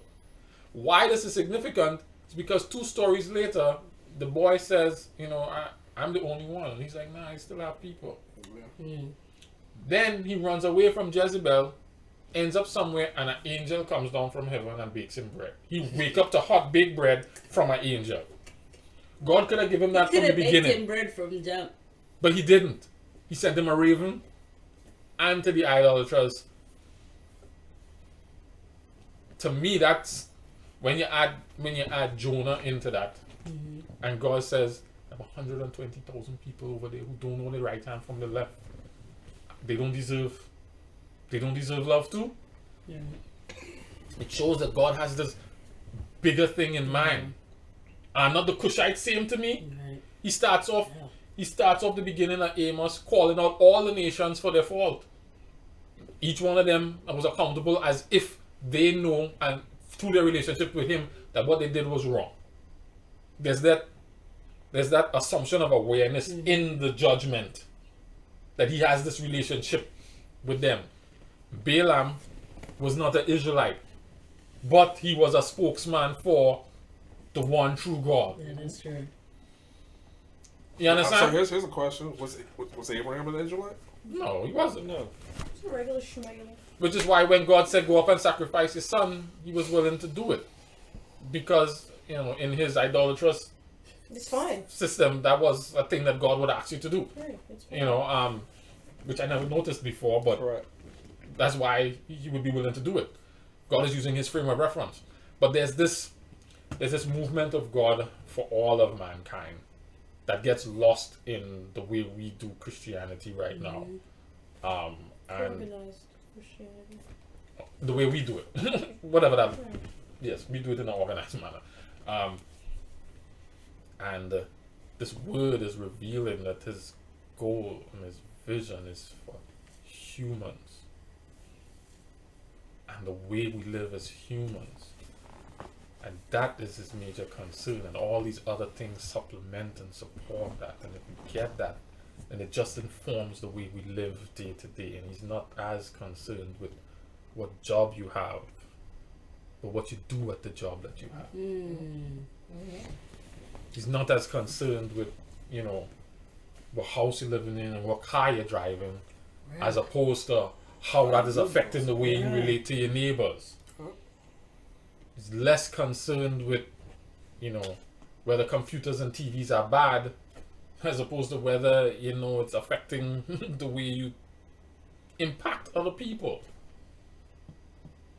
And to me, that is so obvious in here that I don't understand why those of us charged with shepherding the people are not seeing it and doing it that way. And that has me jaded. What? It goes back to the handcuffs. No, It goes Stay with back. me. My handcuffs are only for those who I'm teaching, the people who I'm teaching. Well, Right. your what- last statement, that there's a lot of other reasons that we can't really get into Fair enough. in this forum. Someone asked a question. I realize I'm chiming in late. From the perspective of the journey, when we come together to focus on oneness, I like to acknowledge that we are not all on the same point in our respective journey. Given that, and adding that our role is not to convince or convict, can it be our role to nurture through listening and commonality and going from there? I would say yes. If the goal is, and I would use this couch as a microcosm, the goal is oneness of understanding. Sharika wasn't in the same place I was when we started, and neither was Kenrick. The three of us were in three different places. And that's the goal. That doesn't mean that when you sit down that first time or second time or third time, you're gonna be there. Right. But it's That only happened over a long-term community, though. because we were committed to the process Right. Correct. and the conversation. I don't even know if we were committed to the process or we just respected each other's opinion in the beginning. Like for me, I was not committed to the process. That's why I said my little box got blown out. That did we even expand? It was more so I found value in your perspective, and I was intrigued by the thought. And so there's a respect level to say, even if I throw some outlandish stuff out there, their minds are open enough to say, I don't agree with you, but I can see where you're coming from. Or, let's unpack that. Do you understand what you just said? A lot of us aren't open-minded enough to even admit, you might have half a point. Let me go home, think about it, and come back. So based upon what he's saying, the last name, I'm assuming, I don't know if it's a man or As a woman. it's a woman. So yes, our role is to nurture through listening Yeah, that's it. and listening for commonality, Yes. and literally and going from there, Correct. Right. and that's it. Like Because that's it. Your interpretation of the scripture is very much shaped by your experience and what you've been exposed to. My exposure, we're Rastafarians, Baptist, Evangelist, and the others, made me look at Adventism very differently than someone who's born in it, and is and so the ability to be open and listen and look for a possible commonality makes sense. Like I was saying to Jared, the other day I hit you up, I was listening to Sizzla. I was like, Sizzla observes the Sabbath. And then I was like, I remember when I was younger. Who? This is Jamaican. He's a Rastafarian. And I was like, when I was younger, in my head, I didn't finish this conversation with you. I remember my grandfather talking about the Sabbath because his mother was a Sabbath keeper. But we didn't know what that meant. But I was like, this all kind of just intertwines itself. You have to be open to the discussion. You got to be okay with that. I'm arguing that God's methodology for bringing oneness is the discussion. As Che pointed out last night, he says, go ye therefore and make disciples or teach. That instruction alone is a conversational instruction. And it's an ongoing conversational instruction. Teaching them to observe everything that I've commanded you means we have to talk about it. And we have to keep talking about and it. wrestle through some stuff, and keep talking, and it's not a one-way conversation. It's a two-way conversation. And you can't be in your feelings about it either. Right. You may be able, you may get into your feelings about it. That's a there part are of people that are that's going a- to get in their That's a feelings. part of and it. that's A part of it the- is wrestling through. Well, the, That's me- the part let of the me- maturity and nurturing. That's what's Right, There's right, a level right. of maturity with getting in your feelings. Right. And it's that I'm adding to what you already have. But I don't have everything. Right. Because God is the God of everybody. So there's something that you have Definitely. that He's also offering to me as I go. Yeah. Because Peter didn't have everything. And Paul had to call him out. He had to get some stuff from Cornelius.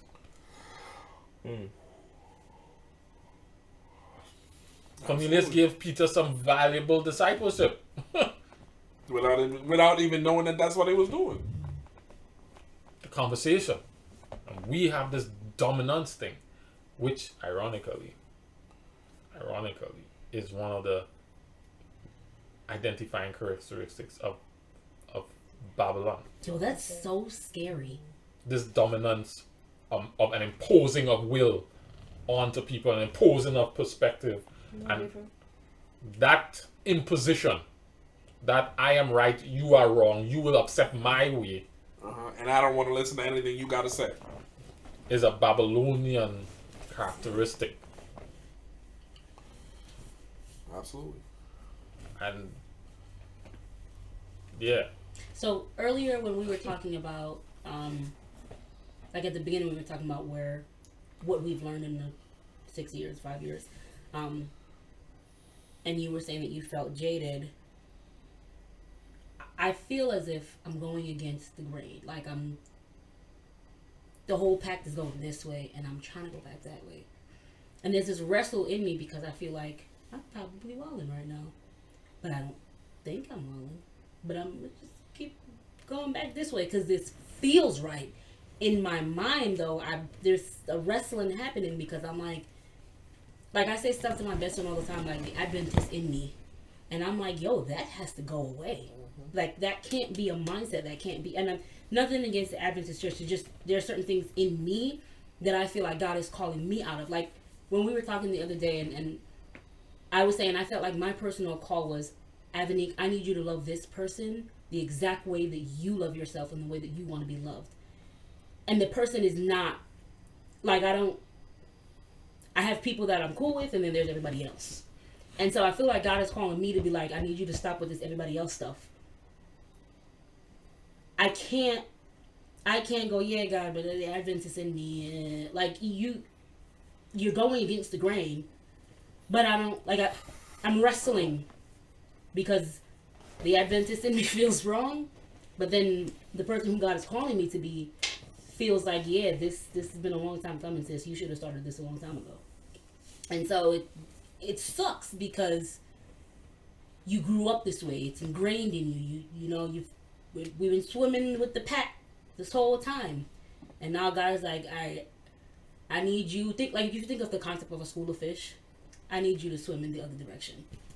And it's like, oh, it's a little bit uncomfortable. That's gonna be a lot of uncomfortable. It's uncomfortable. Because you're swimming through the pack. Right. anything else to know? Sure you go. I mean, I had my 2 moments. I like Proverbs again. I missed some of the stuff before, but Proverbs 30, and I posted it on Facebook the other day. 30 verses 7 through 9. The prayer of God. 2 things I ask of you, Lord.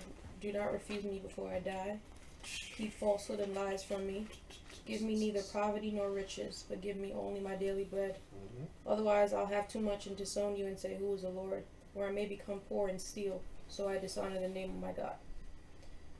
That was big for me for a couple of reasons. One, there was a level of honesty that I think a lot of people don't want to come to terms with, in especially verse 9.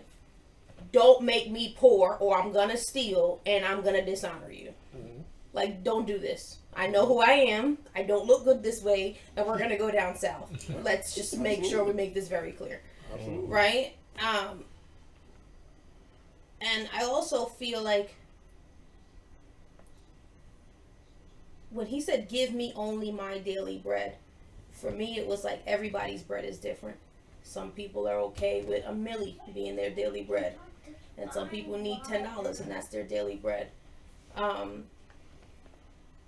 But I feel like we live in a society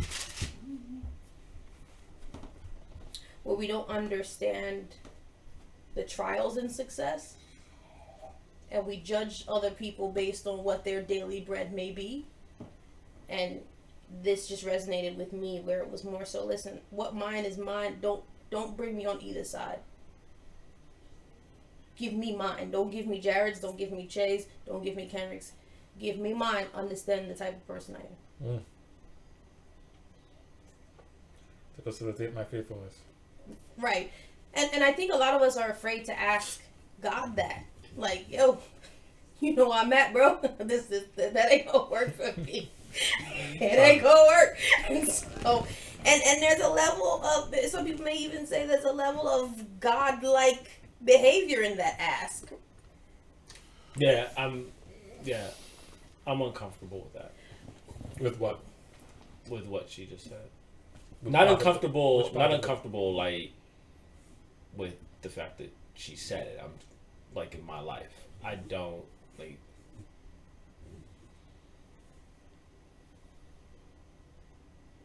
I think everybody's daily bread should be the same. Nah. I just do. I just think that's just bread. Like, what's the least I'm amount gonna be honest with you. what's the least, like, I'm talking about like bread. No, that's the thing. It Daily doesn't say bread, give I'm me just- the least. I'm just saying daily. I'm just me. I'm saying basic. Your basic is different. No. It is. Let me tell you why. Basic. Here's a good analogy. Basic. I wrote- Everybody knows what basic bread is. That's not true. Everybody It's knows what subjective. basic bread No, is. that's subjective. It's Brett. not. It's subjective. It's A loaf basic. is different It's- than a A slice. slice. It's Come exactly- on. Like- That's what I'm saying. That's what I'm saying. It's And like- for me, I need a loaf, It's and you might need bread. a slice, and you might need a full No. bread. There's nuances It's to that, man. basic bread. No. It's nuance. Everybody, I if mean, you took you- I some may not bread, be able. I may if not be you- able to handle a slice of bread. I It's might a- need a half no, a slice. I'm need not. the- I'm the not corners talking. taken So off. you guys are Like- looking for amounts and quantity. I'm looking at it from I'm just saying like just quality. I'm not saying that you don't get a whole loaf. No, I'm not but saying sourdough is different than wheat, which is different than white. I'm saying basic. Like bread is bread. No, yeah, it's but have not. gluten-free bread. Huh? Shari can't eat regular bread. It's bread. No, it's not bread. basic bread. not. No one has gluten-free and basic. No one has nuts and But basic. some people need it's that. basic. Some people If Some you people say a need dude that. is basic, everybody knows what basic is. That dude's basic.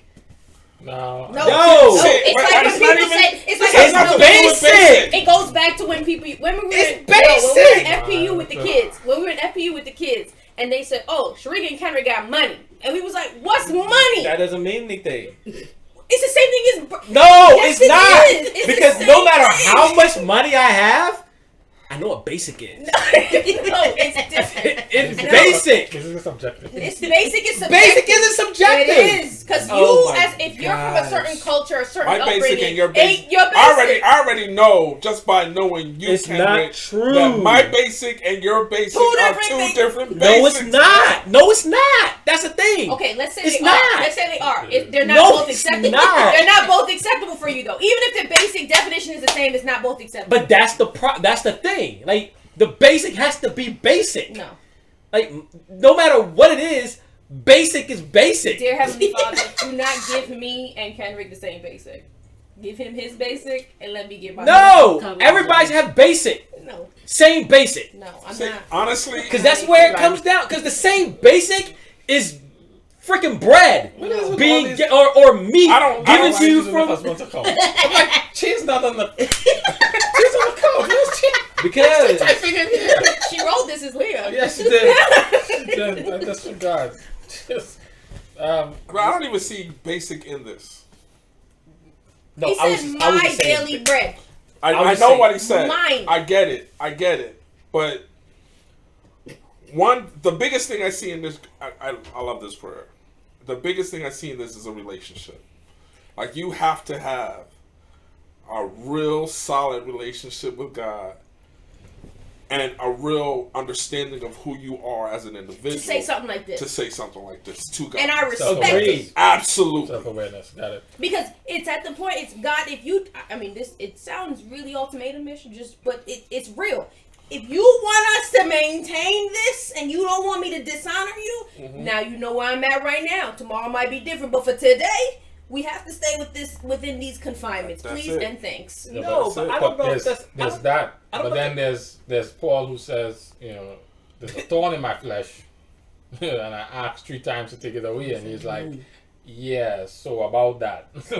But here's the thing. I think in Paul's case, for example, he knew Paul is saying I can't handle this thing, but he knew he could. Right. And this prayer is, no, I understand this man right Yeah, here. I He know being who real. I am. Where he's at right now, Yeah. it's not going to work. So I have to, this goes back to the So relationship. this guy might not have gotten his daily bread. What I'm saying is, however, though, the He might have gotten thing Kendrick's is, daily he bread. just got basic. but I believe I this. think God expects basic. What I believe, however, is you're not coming out with these brazen prayers Ron says, as basic an one more time. infant in a relationship No, with God. not at all. This is not an infant relationship with God prayer. Correct. This my homie. We've wrestled, we've reasoned, so guess what? This is where I'm at right now. This is what I need. Yeah, and guys be like, nah. I'm Or gonna he give could be you like, basic. Or you could be like, yeah. Leah says there are basic ingredients, not a basic amount for what is needed per person. Hey, I'm not, so once again, Leah, Oh. I Hey, said, hey, watch how you talk. I said, I'm not talking about quantity or That's what amount. she was agreeing with you. I'm She said they're talking basic about ingredients, Oh, then yeah, Leah. not a basic amount. Yes, Right, and then she goes on to say basic ingredients: flour and water. that's But then- it. But in some cases, you That's have- it. you have That's yeast. basic bread, Sometimes yeast is basic. huh? Never. Yeast is never basic. Oil. Yeast is never basic. Basic And is butter. basic. These are extras. Basic's basic. Is basic essential? Basic. No, Basic. already You understood. basic. It's You basic live essential. on. Like I think Yeah, but the guy, when God's talking about his daily bread, he's not talking about slices of sourdough. this ain't He's not God. doing sour. ain't I'm God not, I speaking. know, but what I'm saying is, when God's talking about daily bread, he's not. This not sourdough. It's not. It's basic. No. Yes, it I is. don't agree It's with you. simple. I don't think everybody getting the same bread. Everybody gets the same. It's the same thing. You know why it's the same bread? Because it's the same air. No. It's the same water. Bruh. It's blood. Bruh. It's like at our very core, like we all need the same basic things to survive. Landy says wholesome white bread is basic. Oh my! No one gosh. wants that. No. So it's not about what you want. It's about what like basic bread. Basic. Marcella says, I have no idea what Kendrick is talking about. Laugh out loud. Please explain. Basic bread. At the end of the day, I don't see him asking for basic. no. He's saying, No, I know my he's level saying- of comfort, Right. and I know where I'm going to stay in accordance with God. 100% so don't agree put with that. me here or there. 100% agree with that. And I'm saying The computer that talking to spoke the programmer. to me. I'm just saying, like, it doesn't. It means absolutely nothing to me because at the end of the day, the creator knows what you want. Right, Landy. We doing And we, what we, you, not even what you want, we what you need. You need bread. we going to Panera and we Nope. getting the right. Nope. So Nope. let's No. let's According to say Landy, you're Wonder limiting bread. God. You're limiting God. No, We at I'm not Panera, limiting God. and I'm you, saying, you I'm at saying, Seafood, I'm and saying we God. at Panera. I'm saying God. That Just, is, God. that's it. God wants us at basic. Landy said, don't limit my God, Kendrick. No one's limiting God. We doing God can ciabatta get bread. you some. The bottom. what you say? What you say? Panera. We are going to You Panera. can no. That's the thing. But Ciabatta you can bread. have that. That's great. It's basic. That's great. It's basic bread. No. It's basic. No. That's where they start. It's bread. That's what they start. What is the basic? Is the basic for you just bread? No I'm matter saying what the basic type of for it? everyone Is Crick's is basic? just no. The basic for everyone is just the simplest bread No. because that's all he's promised us. No. No. All the other stuff is gravy. It's extra, yeah, it is extra. But the basic bread, I will- none of us are promised homes, cars, any of that kind of stuff. Like the basic bread, your behind came in with nothing. Like your behind leaving with nothing. Like it's just bread. That's what he expects. If And he as takes I- all of it away and your behind is left with some bread, then you won because now that's what you expected. No, Like all the other stuff makes no sense. All the other stuff is extra. Shoes, socks, none of that stuff is basic. One more, Jared. Listen. I'll take the. And if we got to the point where that joint's basic, then he needs to pull us back. I'm just saying. All I'm saying is, I'm with old boy. Listen, Father. Yes. You know where I stand. Nothing wrong with that prayer. Ron Know where I says, stand. basically, we're about to run up on Kendrick like an Area 51 raid. You should. You should. So the other verse that I don't even know what this has to be in. Is it in? Are we in John right now? Be Matthew. We're in Matthew. We're So Matthew. then it's Matthew 8. Was the other one that stuck out for me?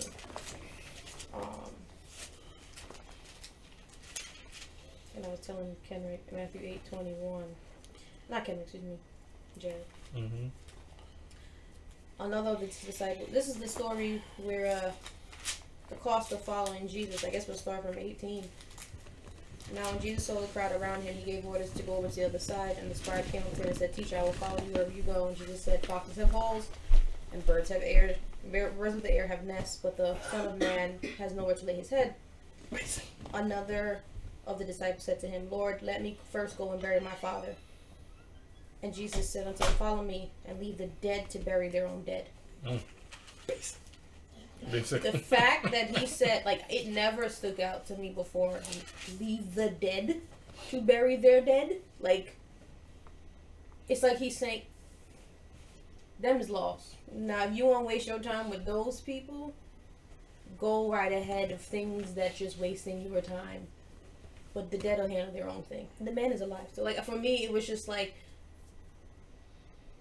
I can make excuses on things that I need to do before I do what Christ asked me to do. And that's me being dead and burying the dead. Wow. Look at you. You know, I mean, I'm still cheating, but it didn't. Let me ask you a question. Who isn't cheating? You're still burying Who dead? isn't cheating? At least I'm admitting to my cheating. You're not cheating? Nope, because I'm basic. Yeah, Basic people don't cheat. You basic. Black men neither. Black men don't cheat either. No. You didn't write this interview up. Have you heard the song? Have you seen the video? I see the video. Black men don't cheat. A faithful Black Men Association. Anyway, I don't know why that it stung. It stung. Just how many of us are dead, just burying dead? What does that look like for Sharika? I don't know. Sure, got all kind of foolishness I should be doing. I haven't figured out what it looks like, right? Because I can rationalize almost anything. If I'm really honest with myself, I can rationalize almost anything. And in some cases, it could be God saying, chill out. For example, let's take church, right? Sabbath mornings, I swear to you, that's the best sleep I ever get in my life. I don't know, there's something about being asleep on Sabbath. Like, I wake up, I walk my dog, I eat food, and then I go into a narcoleptic episode for about 4 more hours. I wake up, eat again, then I go back to sleep. I am sleeping more than I'm awake for that 24-hour period. That could be God saying, sis, you've been working since Sunday. You should rest. Or that's me letting the dead bury their dead. And just rationalizing the fact that I'm tired and I don't feel like going to youth church, what if I'm thirsty, whatever, I'm going to sleep. So I don't know when I'm making that decision. Bedside Baptist. It's just, no, it's not even bedside because I'm not awake to even enjoy the service. You're dead. I am dead. Like, That's what bedside not, Baptist is. no, I'm not talking be in bed watching it. No, I'm it's just sleep, and Church of purposely sleep. And so I think for me it was more waking up to say, well, Sharika, when are you?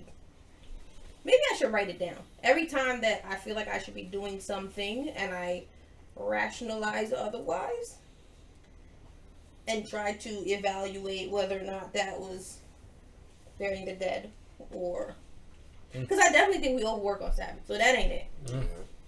You know, does that mean I skip the whole day and sleep 18 hours? Maybe 18. I be clocking in some good hours. Catch it up for the whole week. Good The sleep. whole week. I don't know. That's good. I have a basic verse there. Yes. 1 Timothy 6. From 6 to We back on Timothy? 6 to 8. Yeah, we understand that this is all opinion and ideas, right? Yeah. For Timothy. Okay. Cool. No. Yes. What was is it? it? 1 Timothy what? 6. All right. 6 to 8. Okay. First And we also understand we should not be reading this. Okay. Okay. 6 to 8. So if it aligns with your personal view, we reject it. 1 Timothy 6, 6 through 8. I'll read it aloud. Yet true godliness with contentment is itself great wealth. Morning bread. After all, we brought nothing with us when we came into the world, and we can't take anything with us when we leave it. But So if we have enough food and clothing, let us be content. But people, that was 8. You said 1 Timothy. We could read the rest to finish the thought. But It's What chapter I was was- that? 6. Oh. 1 Timothy 6. 6 to 8. Okay. Is that basic? It's basic. No, it's subjective. No, it's not. It's basic. Bro, how much clothes do you need? Was that again? How much clothes do you need? So how much clothes do I need?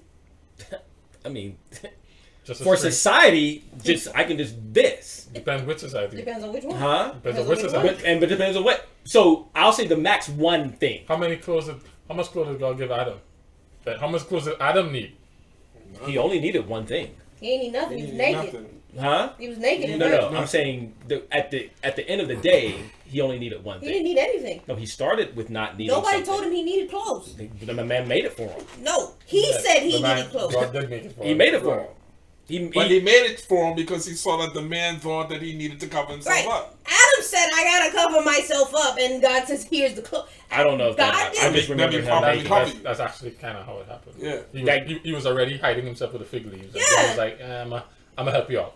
Yep. Where this is Adam said, I'm what the hell? Like, I don't know if he was hiding himself because he was. I thought Naked. he was hiding. no, he was hiding his nakedness. parts. He was hiding his nakedness. He was afraid, yes, but he Yeah. also hid his nakedness by Okay. God, covering he said, God himself. looking at him like, what are So you doing? Like, so under that assumption, then we'll say that yes, no one. When it comes down to basic, you don't need anything. Like you need nothing it's in life. Check that. All this other stuff that we have, like that's just all extra. So here's the thing. The reason why I say subjective, all jokes aside, there's a level of misery by which some people cannot manage. And so content and misery are not the same. For example, We're not. No. That's a no. totally different You're conversation. saying what I need I'm to saying, survive yes. and be a I'm healthy saying- human being is very subjective. So you're Our It's so- basic and so- your basic so- are two different basics. No, they're not basic. What someone needs, period. What they need, period, is the basics. to be Bread content. and water. We're talking about contentment in this one. Hold on. To be hold on, content hold on. is more Eh, than hold on. That's what you need. not to be content. Time out. What you need. What you need. Period. What you need. I don't have any protein in it. Period. Kind of need those. So some days, Period. some days I just What need you water. need. And if I was at sea with bread and water, What I would you- die of scurvy. What so. you what you need. So I think I need an orange or something. What you need. Right? A bread, water, But and the an orange. thing, yes, but from a nutrition standpoint, I get that. But what I'm saying is from like all the other stuff that we feel that make us comfortable, right, and that make us feel like we're living and don't feel bad about ourselves. I'm not Like necessarily all that's BS. Like it makes I'm not, all that I'm doesn't not, I'm it not doesn't saying do. we don't Right, overcompensate. right. That's No, what that's I'm not even saying. overcompensate. That's not overcompensate. That's the basics. If you only had that shirt and those pants, you have pants on, right? No. Okay, whatever you have on, then that's all you need. Like you can live. It's okay with this. No. right? You can physically live. Not with, what With I that. have. Not everybody can live with what I have on. You can physically live. Sharika. Now, that. if you want to go into like fits and whatnot because you think that you should have more, and because you don't have more, you can't live with that. That's something totally different. What- But I'm you not- being I'm not- able to live that's not what functionally, I'm- is that it? To me, you're talking about survival. Nope. I'm just talking That's, about that's what living. it sounds like. Nope. I can survive with Nope. that. Because now we're introducing new I'm words. misery. You're I'm saying in you're misery, saying you I'm can't not live content. just like this. So for me, living is I need drugs. a step above just Dude, survival. I'm gonna so number one, we gotta take all of our interpretation of philosophical ideas of what living and all that stuff But is. you're 'Cause I coming get from it. No, I'm not. I'm just coming from the basic.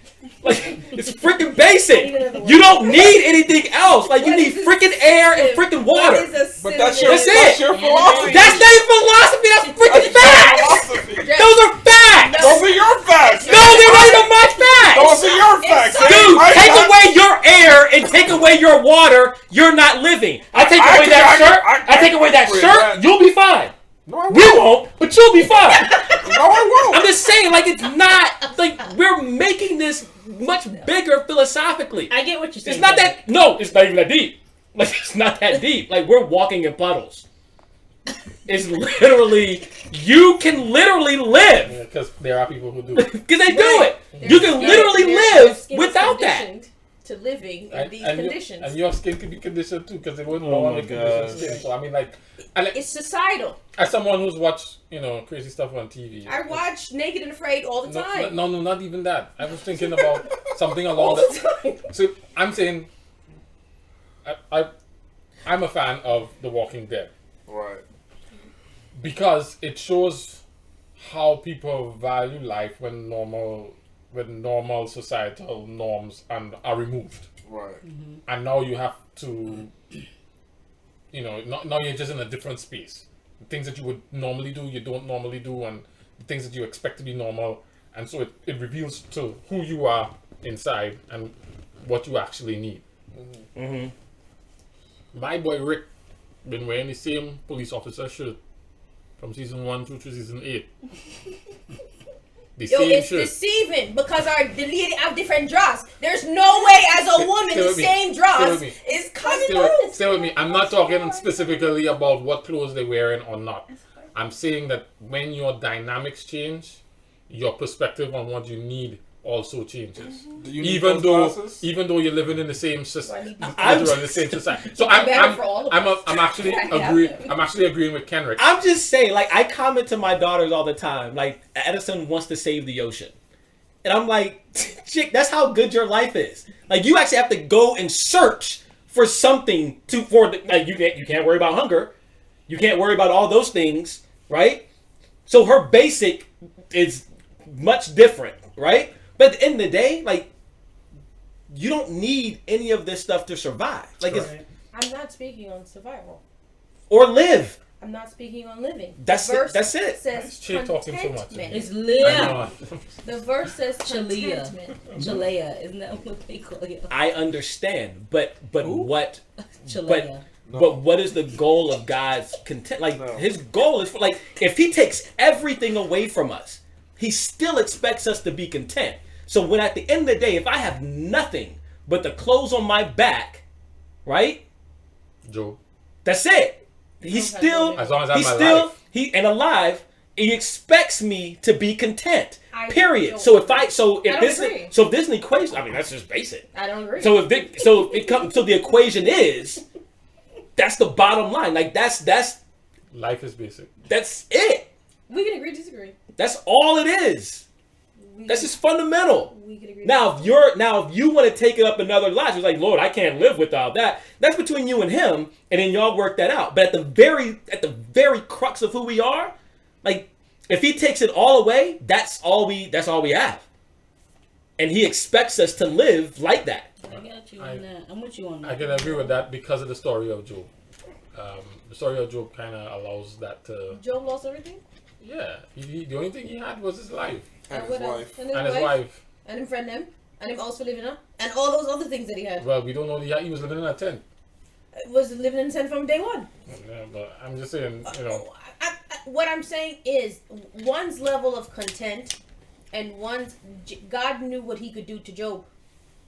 He knew what he could do to him, and after conversing with him and them doing all their stuff, they had their moments. But The focus and the meaning for what I brought up, and even what Jared brought up in Timothy, is the fact that one, there's a relationship that takes place by which there's a conversation on basic.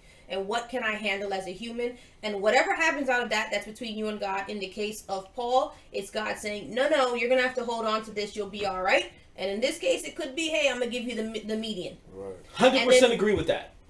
I think for us to say that all our basic needs are the same, I hear your definition of basic. I just don't agree with the concept that you're giving. And The that's basic, fine. no, I mean, those are facts. Like, your basic. I don't have to agree with your fact. No, but they no, at the very heart, you can literally walk out of here and survive with nothing on your feet or head, and you'll be fine. Define survival. Like, I'm not saying survive. I'm saying you'll be fine. I won't die Like, today. you don't need it. I won't die today. Now, at the end of the day, what I'm saying, yes, with contentment and all that kind of stuff, it all varies, right? But I also don't believe that God is looking for us to determine what level of contentment we have. No, that Because wasn't that's- what I was saying. but you what I in said your is conver- that I have the ability, the relationship of that prayer speaks to the relationship that this person has But with the God. but the basic premise behind what you're saying is that I can't deal. This is my level of contentment. No. This is my level. This is my level of preference. basic. This is my preference. This is my level of basic, No, and that's not I what I can't said. do anything That's not different what I than said. that. Oh, that's what? what she meant That's to not say. what I said. I said this is my preference. I prefer not to be poor because I'm going to steal. I prefer not to be rich because I'm going to. Correct. That doesn't mean that I can't survive. I'm saying, God, if you don't want tension I'm saying between live. the two of us, if you don't want tension between the two of us, I'd prefer to stay in this middle ground. Correct. And That's God not the same of survival or need. That is a preference. agreed.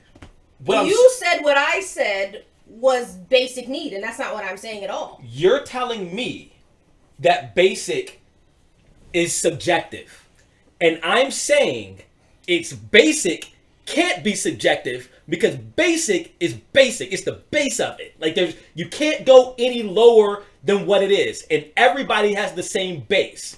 It's nothing. And you can only, after that, it becomes subjective. And that's based upon various other things that come into play. But at the very base of who we are, it's all the same. If all our behinds walked out of here with no pants, no shirt, no nothing, like we're all at the same place. Yeah, or one I'm ticket to jail. 5'8", so I'm a little shorter than Jared's. But we're all at the same place. I'm saying that's base. So there's a lot happening in this chat here, mostly from Chalea.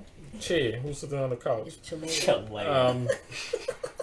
Who's Chalet? I don't know what that is. That's y'all tonight. Basic bread can be subjective. I'll be part of the world here, and I'm just speaking ingredients you have access to. I'm so grateful God knows what ingredients to put in my daily bread. It's important to evaluate and differentiate our needs from our desires and what makes us comfortable. She was cheering you on, Kenrick, with preach, minimalism, contentment, a state of happiness and satisfaction. We can learn to be content living without what some might consider to be extras or fluff. Or Did does my wife just say the word content? Can we learn to be content living without what some might consider to be extras or fluff? Leah just said content? Che said that actually. Yeah, Che actually Or said does Yeah, that. contentment you said come that. from where you I are? say that Or- on a... Or does That's what you just said. Because contentment come when you are happy, not satisfied until you have what you desire. No, I don't believe that contentment and happiness are the same, Leah. I think, at least in my life now, I'm content. There are things that I want, there are things that I don't get, but I'm content with what I have. Does that mean I'm happy? No. Does that mean I'm unhappy? No. I'm just in a state of, Contentment. we good, God. Like, you bless me with something else, I'll take it, I won't pass it up. Right. Now, the extras and the fluff, would it be hard for me to live certain places? Hard, as in, would I not survive?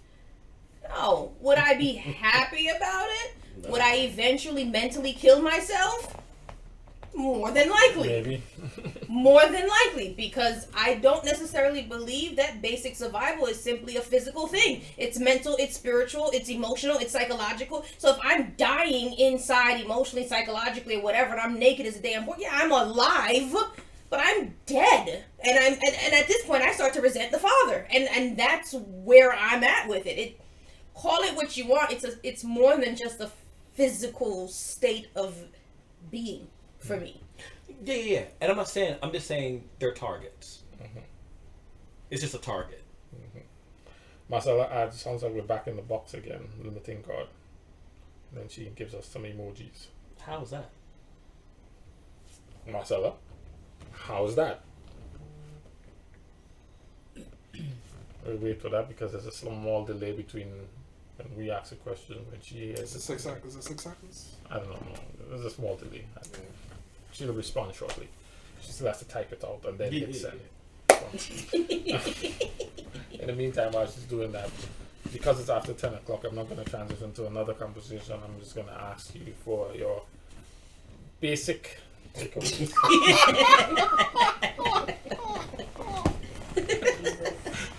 Basically. Would you like to go first? That was a good shirt. Have to get a shirt called Basic Training.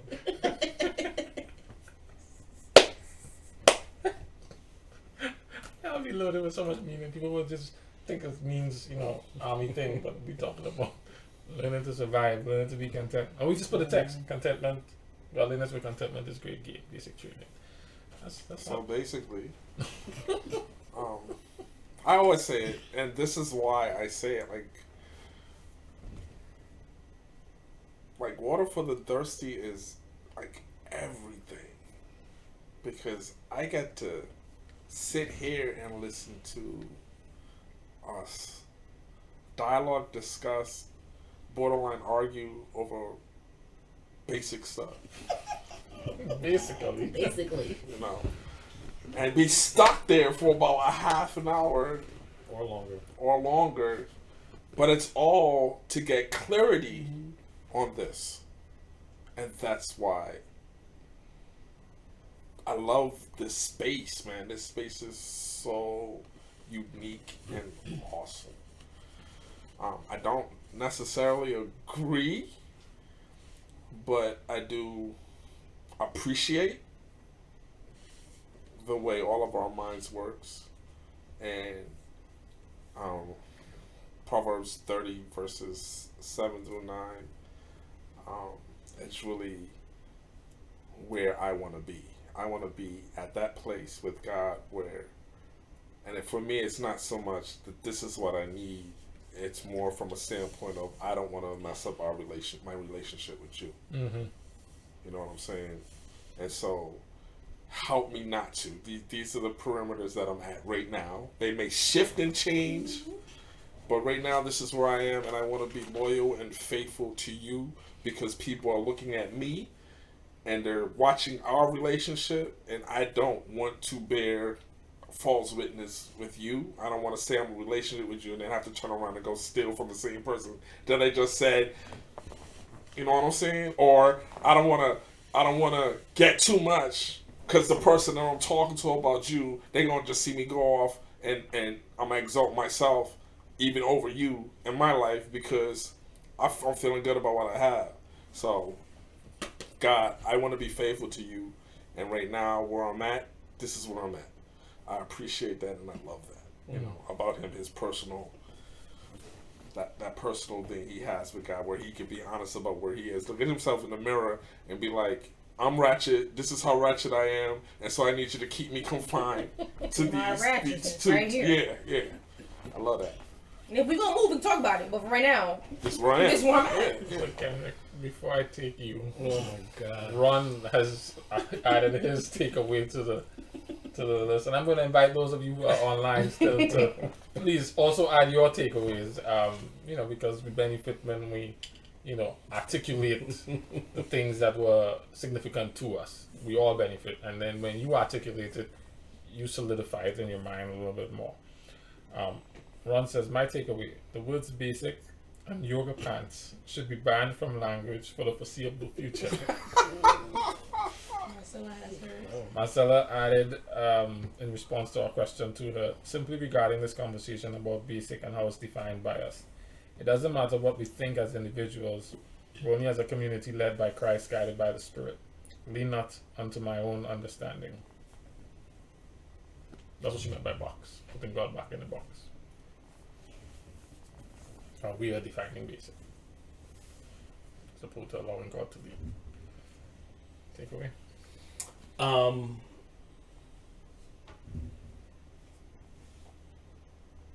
My takeaway is going back to what Jared said earlier, and what I got from it was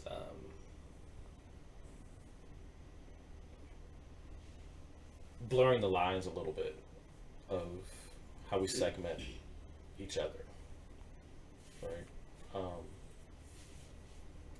There are a lot of different labels out there, but I like the fact that it was mentioned like human beings, like at the very basic level.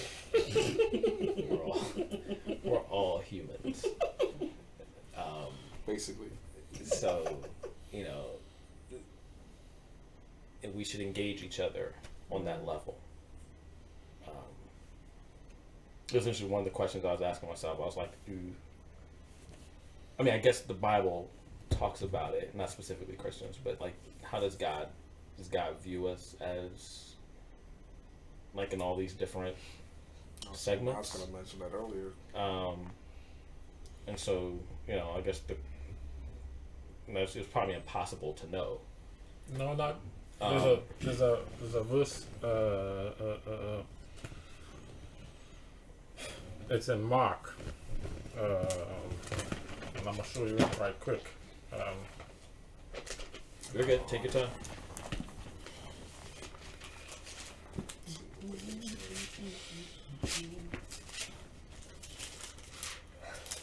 Mark chapter 2. Now, there's a language thing. Mm-hmm. Then he said to them, What verse? 27, the last one. The Sabbath was made for anthropos. Humankind. Yeah. It says man here. Right. It says That's people. that's the Greek translation is But anthropos. anthropos is humankind. Yeah. Mankind. Not humankind for the Sabbath. Not Jewish people, not Cushites, not. So the Sabbath was made for anthropos.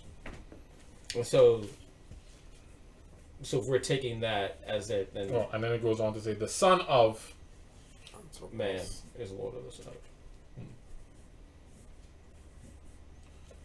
So yeah, so not blurring the lines or even eliminating the lines, and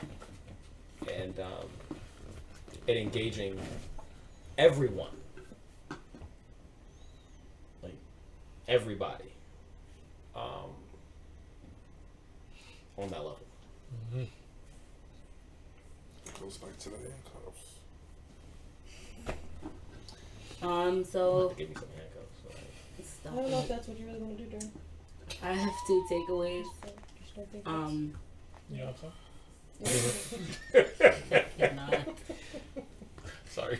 speaking of takeaway, go ahead. My first one would be to be faithful to what God is asking me to do within the confines of the yoga pants.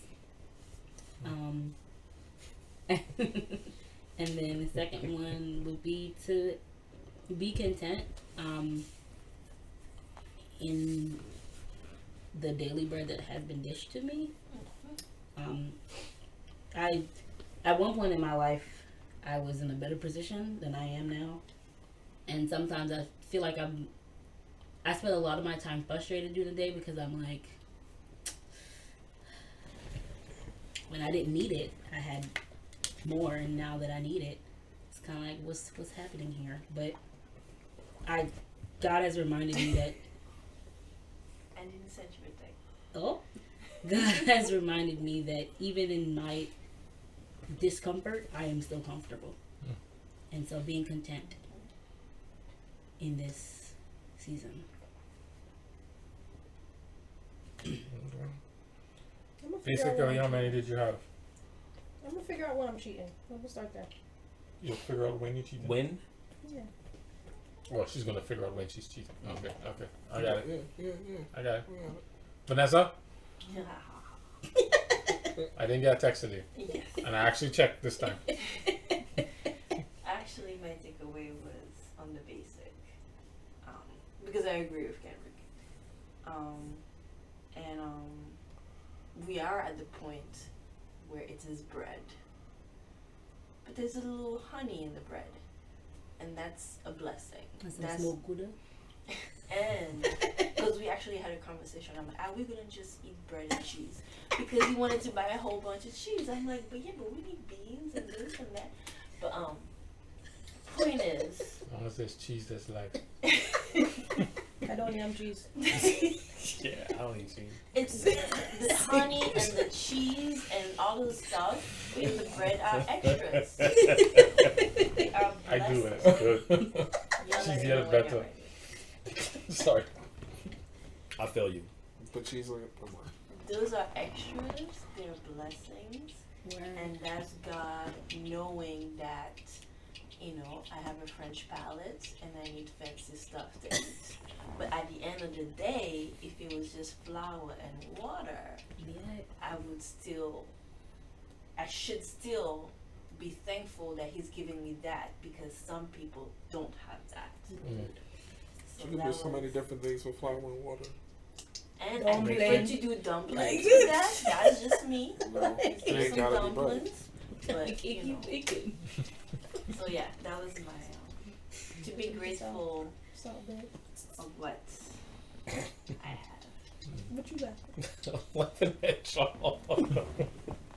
My takeaway is just to be available, to remain available to whoever it is you want, whenever you want. That was my takeaway. Sure. And I think it came from, Chia's question about stretching the box, or stretching out the pants, or shoehorn in the shoes. Sometimes you're not available to be a shoehorn unless you're uncomfortable. And so, being available is basically where I am. I see there are a couple of people online, and I would like, as we pray, to be able to hear from you guys. So if you could do that, that would be awesome. Just share with us your takeaways from tonight's conversation. Avanique, would you pray for us to close? Sure. Our Father, we just want to thank you for giving us yet again another opportunity to sit down and talk about your word and who you are to us. I pray that you will help us to continue to grow together, and I pray that you will help us to continue to be faithful to what you're calling us to. In Jesus' name I pray, amen. I especially want to thank everybody who has contributed to the last 5 years. I have a few names I want to call who are not here tonight, but I want to start with Kendrick and Sharika first, because they agreed to participate in this and have stuck with it the whole time, and I appreciate you guys for that, for your commitment to this, whatever your motivations were. I appreciate that. I also want to shout out Daryl and Rachel, who together gave us our first couch. And so I want to shout them out. I want to shout out Randy for helping us get us going. Shonice, for sticking with us. She should come back for like a episode, like a reunion episode. We put it out there. And OB would have to come back too. Oh yeah. And Randy and Keisha. And Keisha. Keisha. Dang. Yeah. And then all the people who have come through just to guest. I do also want to shout out Shari, who she has not to come back. who came in at a transitional time and ushered us into a new space, and that was significant. So, so yeah, and of course, I have to shout out the wife, who's holding it down in the background. True. And multitasking back there in ways that you guys can't see, and the kind of sacrifices she's had to make on her own just to support this. We gotta shout out both of you guys. Like, y'all do it all. Y'all make it happen. Shout out to Julian too, yo. Oh yeah, because he be back there like he's grown up big water boy. for the thirsty his whole life. That's his whole. He was 5 months old when we started. Oh wow. He ain't no better. Our first shoot, he was sitting in the carrier. Okay. So yeah, but thank you for everyone who's. Kimberly and Den, that was our second Oh one. yes. Oh yeah. When we became homeless for a while, they took us in and sheltered us for a long time and allowed all kinds of people to just walk up in their house. Eat, put their stuff, wake their kids up, keep their kids up, and then we were still beat their up dog there up. late, 2, 3 o'clock in the all morning. in their driveway and in the lobby. Kendrick used to go home early though. Yeah, back then, right? Mm-hmm. No. Right, early in the morning. Yes. The next day. Vanessa's still over there playing you that hard. So yeah. Dude, I'm leaving at 10:29. So thank you everybody. Thank you everybody. If I fail to mention anybody, it just Trying to turn his head, no, it's hard. please do that. I appreciate all of you for allowing us to see 5 years. When we started, I didn't know how long it was going to take or how long we would be able to do it, and what it would turn into. But to be able to have gone through the Bible 5 times and continue to explore new ideas, to hear how the conversations have changed and grown, and how we have grown as people. I am a believer in God's approach to discipleship, which is engagement, conversation, dialogue, and a commitment to the relationship and the process. And I hope that this is going to be an inspiration for other people to engage in a similar fashion so that you can benefit in a similar manner. We'll be back for our first episode in season 6 on the 3rd Friday in September. In August. In August. Ron and Marcella and Bradley and Darian and Kendrick should be back. That's a whole different Yeah, team. so we have 2 teams now. That should be, yeah. Yeah.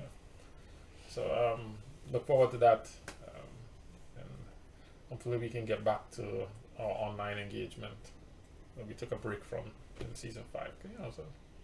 So while we get tired. Online engagement? Yeah, Instagram, Posting and and all Facebook, and all of that good stuff. Yeah. All right, any thoughts that you want to share as we close out? No. Nah. I just want to say something, husband. You want to come on this side of the camera? Yeah, because right now you're just the voice. She's always been the voice.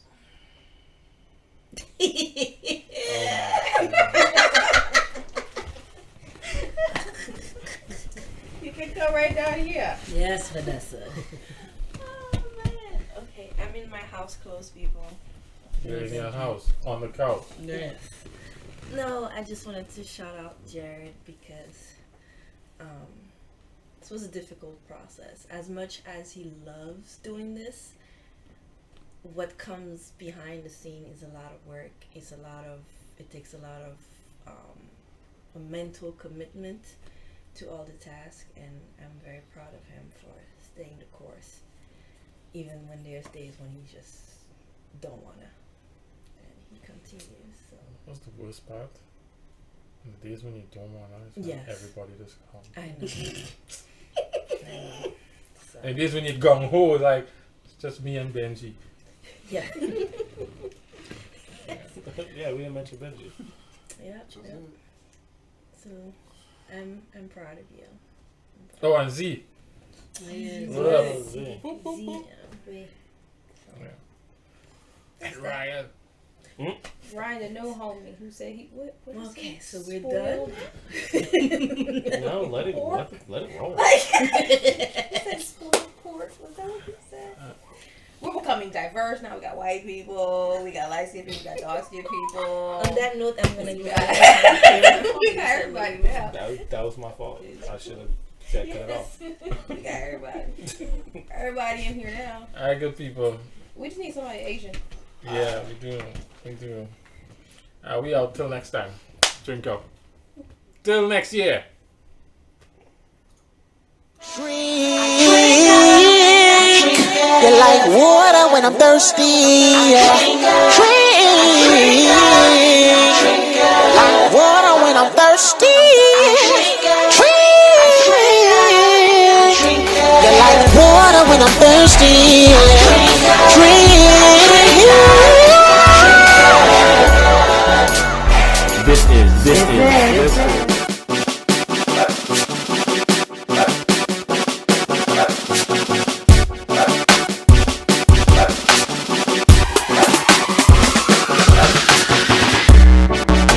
It's been a hard weekend. It left me high and dry. I've been going through through the ringer.